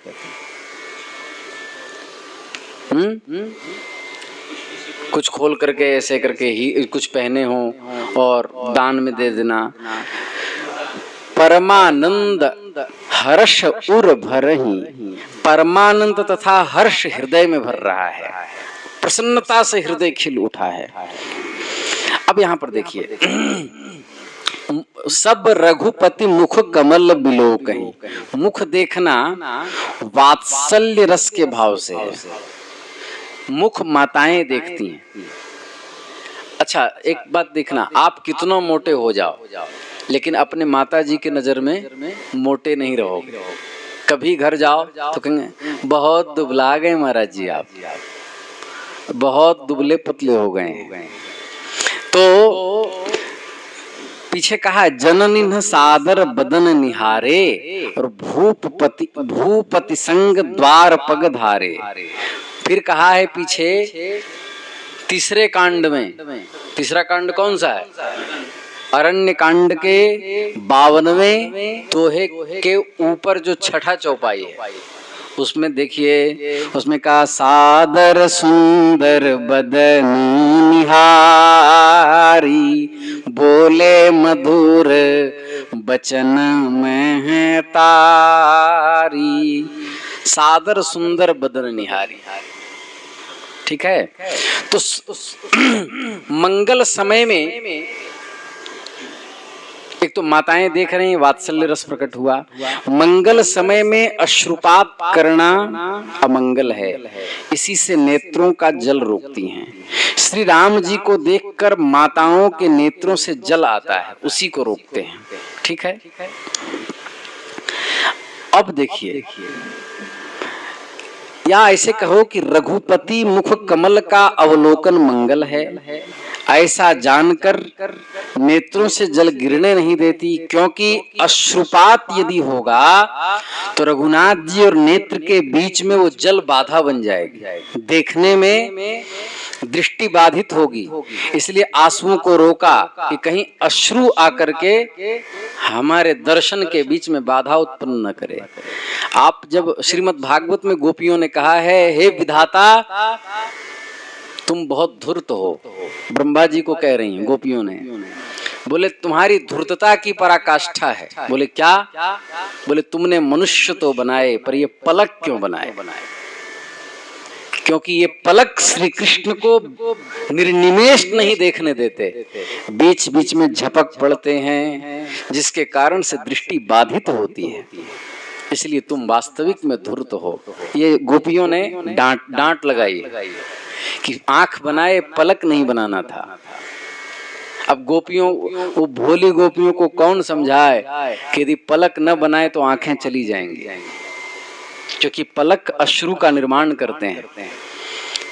तो इस प्रकार कहा कि अश्रु बाधा न बन जाए, क्योंकि चित्त वही सागर रूप अनूपा, तृप्ति न मानहि मनुसत रूपा। मनुसत रूपा आदि के देखो भक्त जो होते हैं वो तृप्त नहीं मानते भगवान के दर्शन से। तो ये बात आई। नाना भांति, अभी एक बात फंसी थी, निछावर करें। क्या निछावर करती हैं? मणि, वस्त्र, भूषण, रथ, गज आदि ब्राह्मणों को देती हैं। निछावर करें, ऐसे वस्त्र आदि, आभूषण आदि इस प्रकार निछावर करके ब्राह्मणों को देते हैं। ठीक है।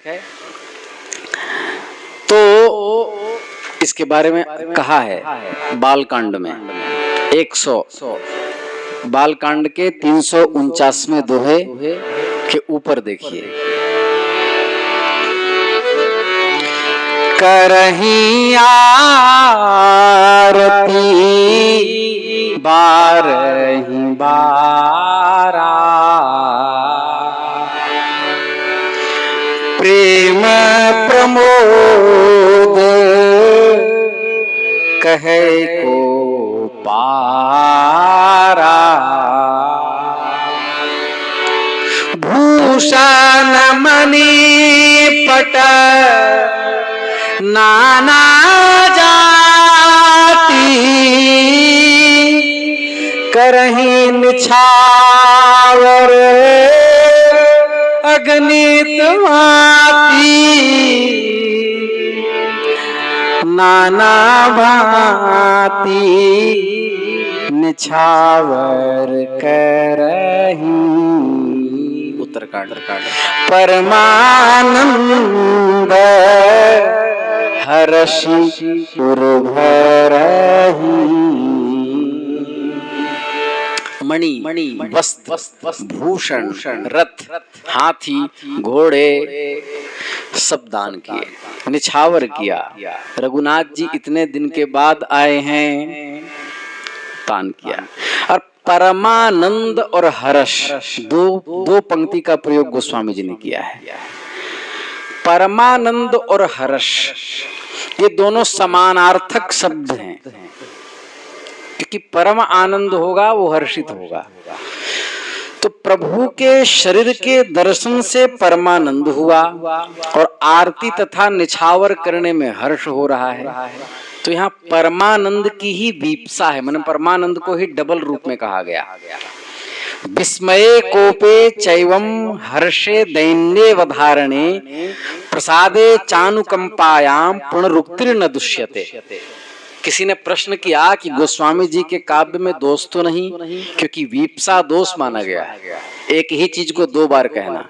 तो गोस्वामी जी जैसे विद्वान इतनी बड़ी गलती कैसे कर सकते हैं कि परमानंद शब्द का प्रयोग करके फिर हर्ष शब्द का प्रयोग कर दिया। तो गोस्वामी तुलसीदास जी के काव्य में दोष कैसे हो सकता है? तो गोस्वामी जी कह रहे हैं चिंता मत करो, विस्मये कोपे चैवम हर्षे दैन्ये वधारणे प्रसादे चानुकंपायाम पुनरुक्तिर्न दुष्यते।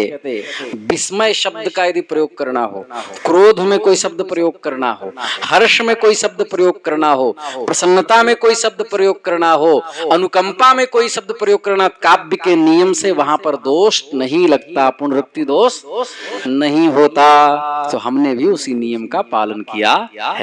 यहाँ पर हर्ष है और हर्ष में एक ही समानार्थक शब्द का प्रयोग करने पर दोष नहीं लगता, पुनरुक्तिर्न दुष्यते। ये है साहित्य।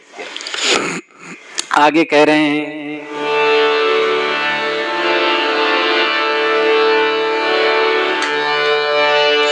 कौसल्या पुनि पुनि रघुबीर ही, चितवती कृपा सिंधुरन धीरहि। हृदय विचारत बारहि बारा, कवन भांति लंकापति मारा। अति सुकुमार जुगल मेरे बारे, निशिचर सुभट महाबल भारे। क्या सुंदर प्रयोग है। मंगल भवन अमंगल हारी, द्रवं सुदशरथ अजीर बिहारी। हार रघुनंदन प्राण प्रीते, तुम बिन जियत बहुत दिन बीते। कौसल्या पुनि पुनि रघुबीरहि।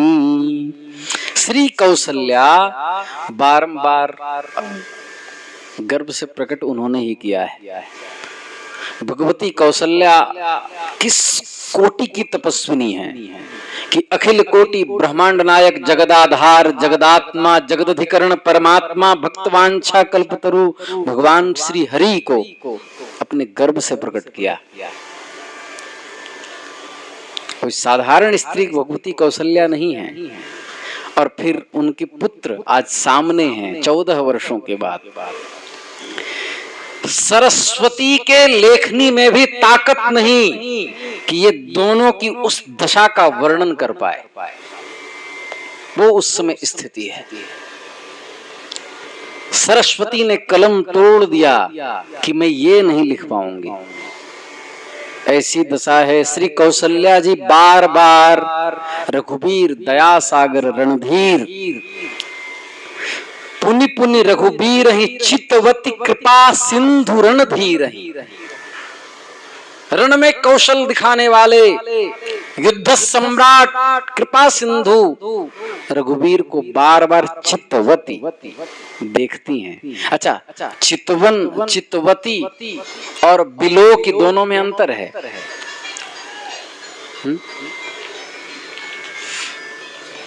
बिलोकी में क्या है? देख लिया। चितवती में निर्निमिष देखती जा रही है। और क्या कहा? हृदय विचारती बारही बारा। बारंबार हृदय में विचार करती हैं कि इतना कोमल बालक कवन भांति लंकापति मारा। इन्होंने किस प्रकार लंकेश्वर को मारा? क्यों? अति सुकुमार जुगल मेरे बारे, निशिचर सुभट महाबलवारे।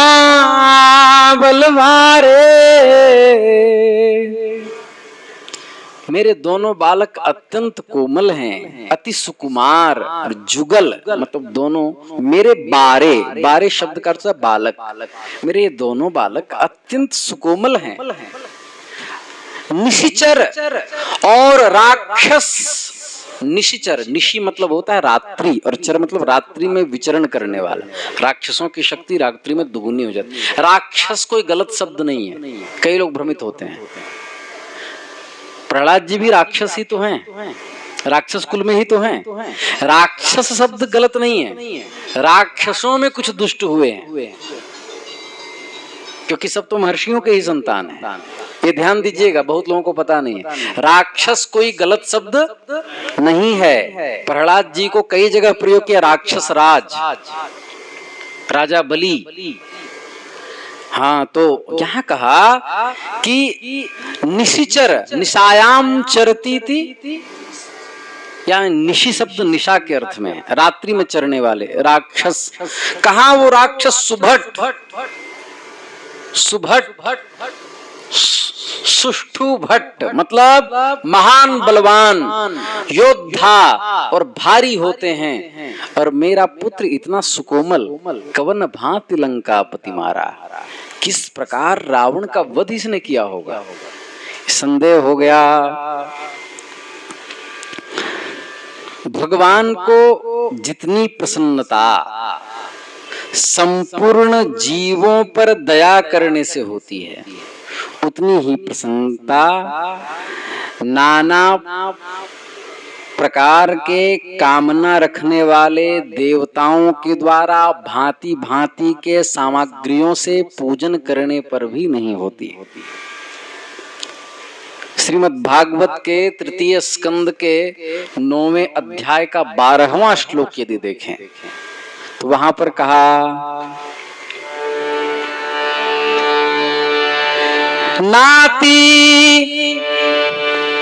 नाति प्रसीदति तथोपचितोपचारै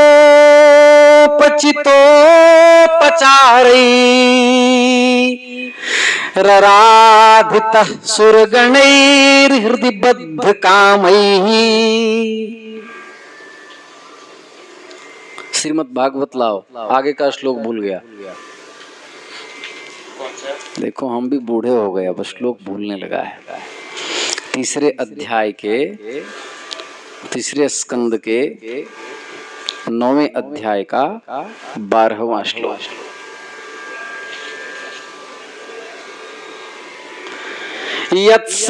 यत्सर्वभूत दयया सदलभ्ययैको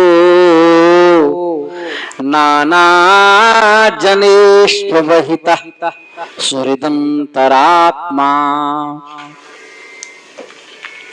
कह रहे हैं कि भगवान को संपूर्ण जीवों पर दया करने से जो प्रसन्नता होती है, वह देवताओं के पूजन से भी नहीं होती। अब देखो, कौशल्या जी के लिए प्रयोग किया, हृदय विचारत बारही बारा। इससे जनाया कि विचार हृदय में ठहरता नहीं। बार बार विचार करने का मतलब है एक विचार आए तो द्वितीय विचार उत्पन्न हो जाता है। तो हृदय में विचार एक स्थिरता से ठहरता नहीं है, ठहरता है।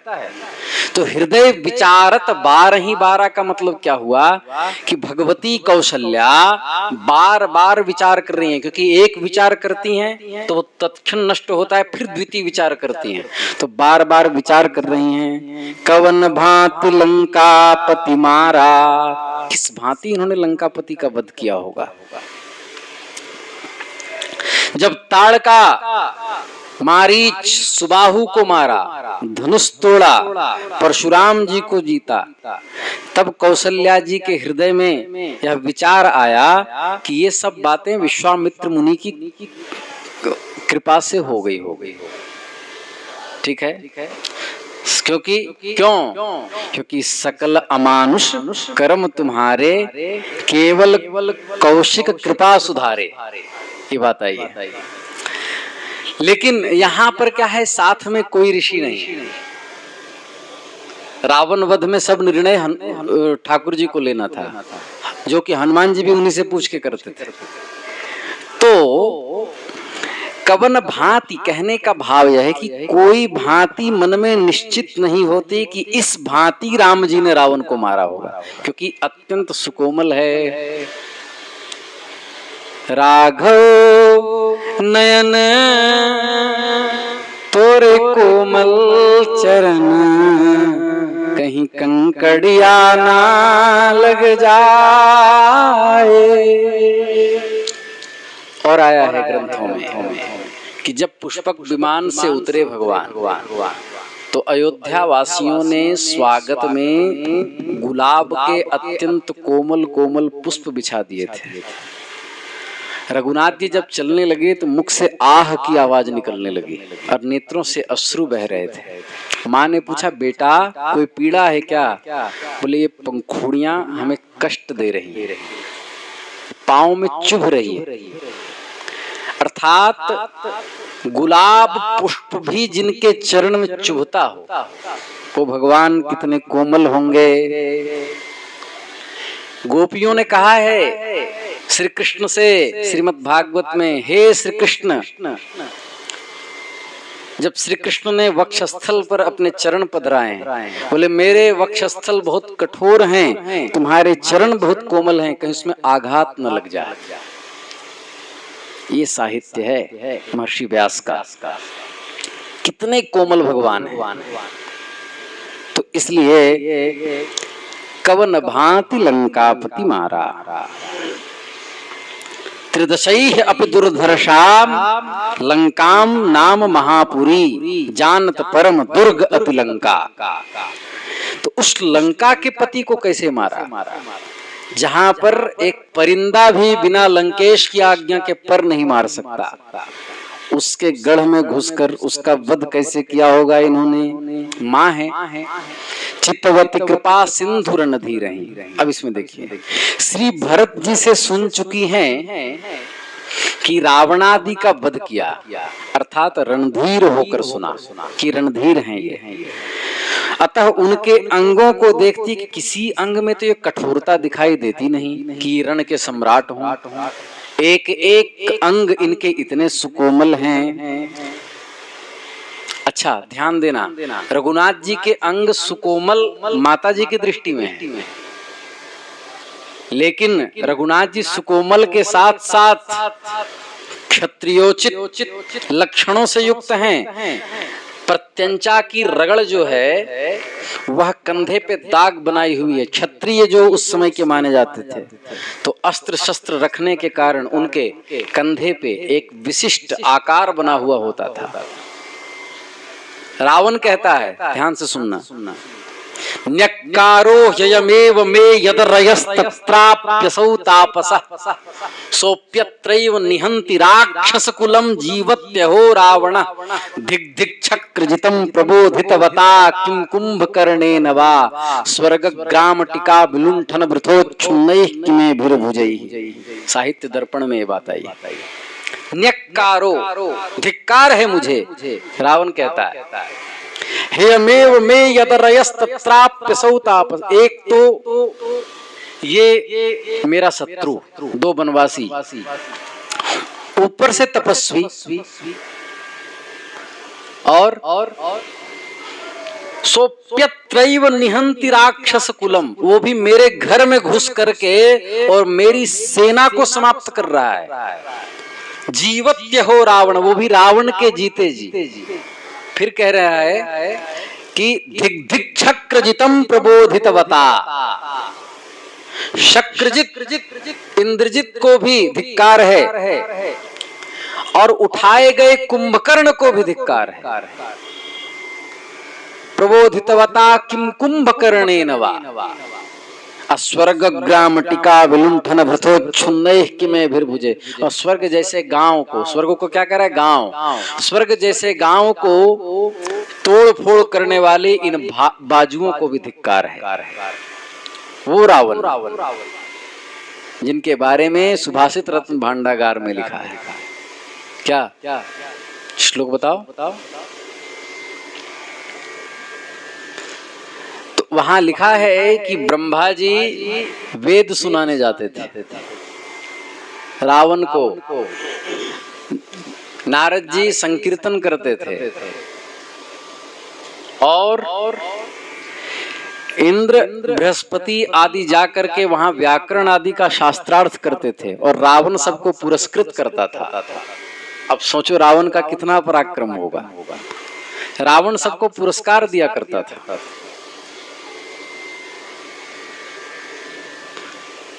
क्या श्लोक है, बड़ा सुंदर श्लोक है, बताओ।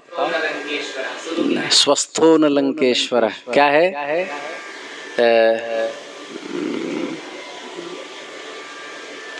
उठ नहीं रहा है, चलो बहुत सुंदर श्लोक है, सुभाषित रत्न भांडागार का श्लोक है। इसमें अर्थ है, वीणा संभर नारद स्तुति कथा रापैर्लम तुम्बुरो हो सीतारालक भल्ल भग्न हृदय स्वस्थो न लंकेश्वर। बृहस्पते जड़मते नैसा सभा वज्रिण। आगे वाला क्या लाइन है? स्वल्पम जल्प बृहस्पते जड़मते नैसा सभा वज्रिण। कह रहे हैं कि रावण अब इस बार सब देवता सभा में पहुंचे शास्त्रार्थ करने के लिए, क्योंकि रावण अपने गद्दी पर बैठ जाया करता था और सभी देवता शास्त्रार्थ करने लगते थे और रावण सबका सुन करके कौन विजय हुआ उनको पुरस्कार दिया करता था, स्वर्ण आदि। तो इस बार क्या हुआ कि रावण आया नहीं, तो बहुत देर तक देवता बैठ गए। तो जब सभी देवता जब बैठ गए तो उधर से रावण का जो दूत था वो आया, तो देखा रावण सो रहे थे अंदर। तो आया तो ब्रह्मा जी सोचे कि अभी तक तो रावण आए नहीं है, चलो वेद पढ़ लेते हैं। तो वो मंत्र का पाठ करने लगे और बृहस्पति सोचे कि चलो तब तक इंद्र आदि से व्याकरण की चर्चा हो, खाली बैठा कुछ करो, षटकोण बना के रंग भरो। तो वहां पर व्याकरण चलने लगा। अब इतना हुआ कि उधर से वो दौड़ करके आया दूत और जोर से डांट लगाई और कहा, अरे जड़मती बृहस्पति,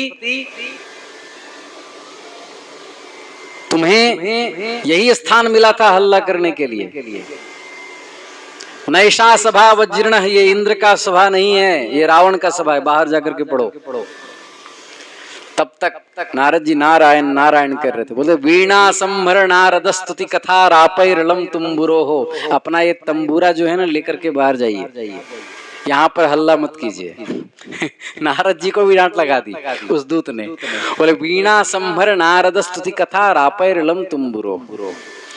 सबने पूछा खड़े होकर के कि बात क्या है, तुम इस प्रकार से क्यों उद्वेलित हो रहे? हर बार तो रावण आते थे, सभा होती थी, साहित्यकार की कल्पना है।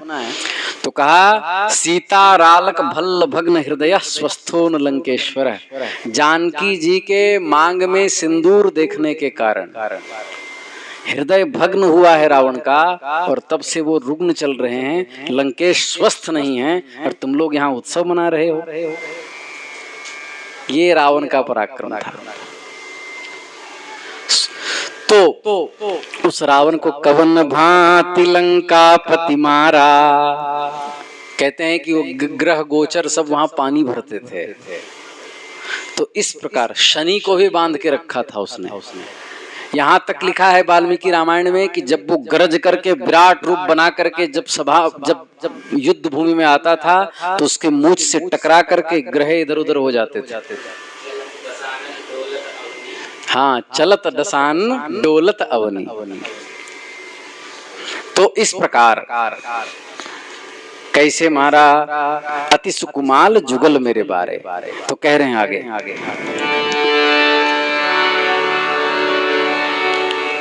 जिस भाव द्वारा प्रभु की उपासना भक्त करते हैं उसी के अनुकूल भक्तों के लिए भगवान रूप धारण कर लेते हैं। प्रभु वही हैं, पर आश्रित जब फूलों के गेंद मारते हैं तो उन्हें कसक होती है। वही अंग और वही प्रभु रावण के बाण को आगे बढ़ करके लेते हैं और माता के लिए सुकुमार हैं। भागवत में ब्रह्मा जी भगवान की स्तुति करते हुए कहते हैं कि आप अपने भक्तों के भाव योग से शुद्ध किए हुए हृदय कमल में विराजते हैं, और जिस भाव से वे आपकी भावना करते हैं आप वेद से देखे हुए मार्ग द्वारा उसी तरह का रूप धारण कर लेते हैं। त्वं भाव योग परिभावित हृत सरोजा आसे श्रुते खित पथो ननुनाथ पुंसाम। ब्रह्मा जी कह रहे हैं। अभी तक हमने भागवत की साप्ताहिक कथा नहीं की, 2036 में करेंगे जब श्रीधरी पूरी लग जाएगी, तब सुनिएगा श्रीमद् भागवत। यद्यद्धियात उर्गाय विभावयन्ति तत्तद्वपुः प्रणयसे सदनुग्रहाय।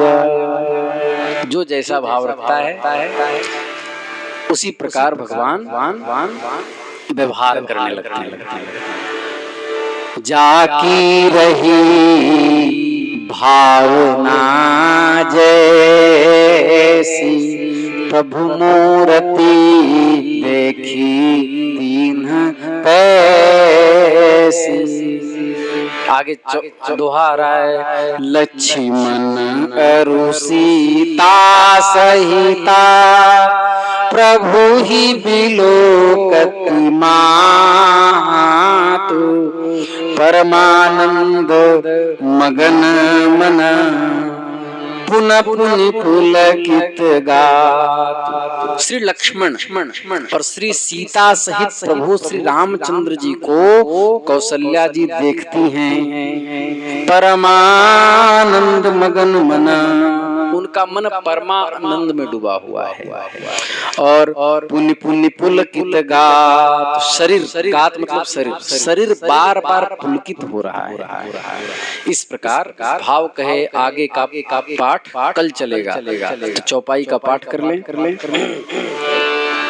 श्री राम जय जय राम, श्री राम जय जय राम। लंकापति कपीस नल नीला, जामवंत अंगद शुभ शीला, हनुमदादि सब बानर वीरा, धरे मनोहर मनुज शरीरा। भरत स्नेहशील व्रत नेमा, सादर सब बर नहीं अति प्रेमा। देखी नगर बासिन कैरीति, सकल सराहहि प्रभु पद प्रीति। मुनि रघुपति सब सखा बुलाए, मुनि पद लागहु सकल सिखाए। गुरु वशिष्ठ कुल पूज्य हमारे, इनकी कृपा तनुज रन मारे। ये सब सखा सुनहु मुनि मेरे, भय समर सागर कहूँ बेरे। मम हित लागी जन्म इनहारे, भरतहु ते मोहि अधिक प्यारे। सुनि प्रभु वचन मगन सब भये, निमिष निमिष उपजत सुख नये। कौशल्या के चरणनि पुनि तिन्न नायो मात, आशीष दिन्ने हरषि तुमा, प्रिय मम जिमि रघुनाथ। सुमन वृष्टि नभ संकुला, भवन चले सुख कंद। चढ़ी अटारी देखहि, नगर नारी नरवंद। श्री राम जय जय राम, श्री राम जय जय राम। जय रघुनंदन जय सिया राम, जानकी वल्लभ सीता राम। जय गौ माता जय गोपाल, भक्त वत्सल प्रभु दीन दयाल। नमः पार्वती पतये, हर हर महादेव। ठीक है, सबको सीताराम।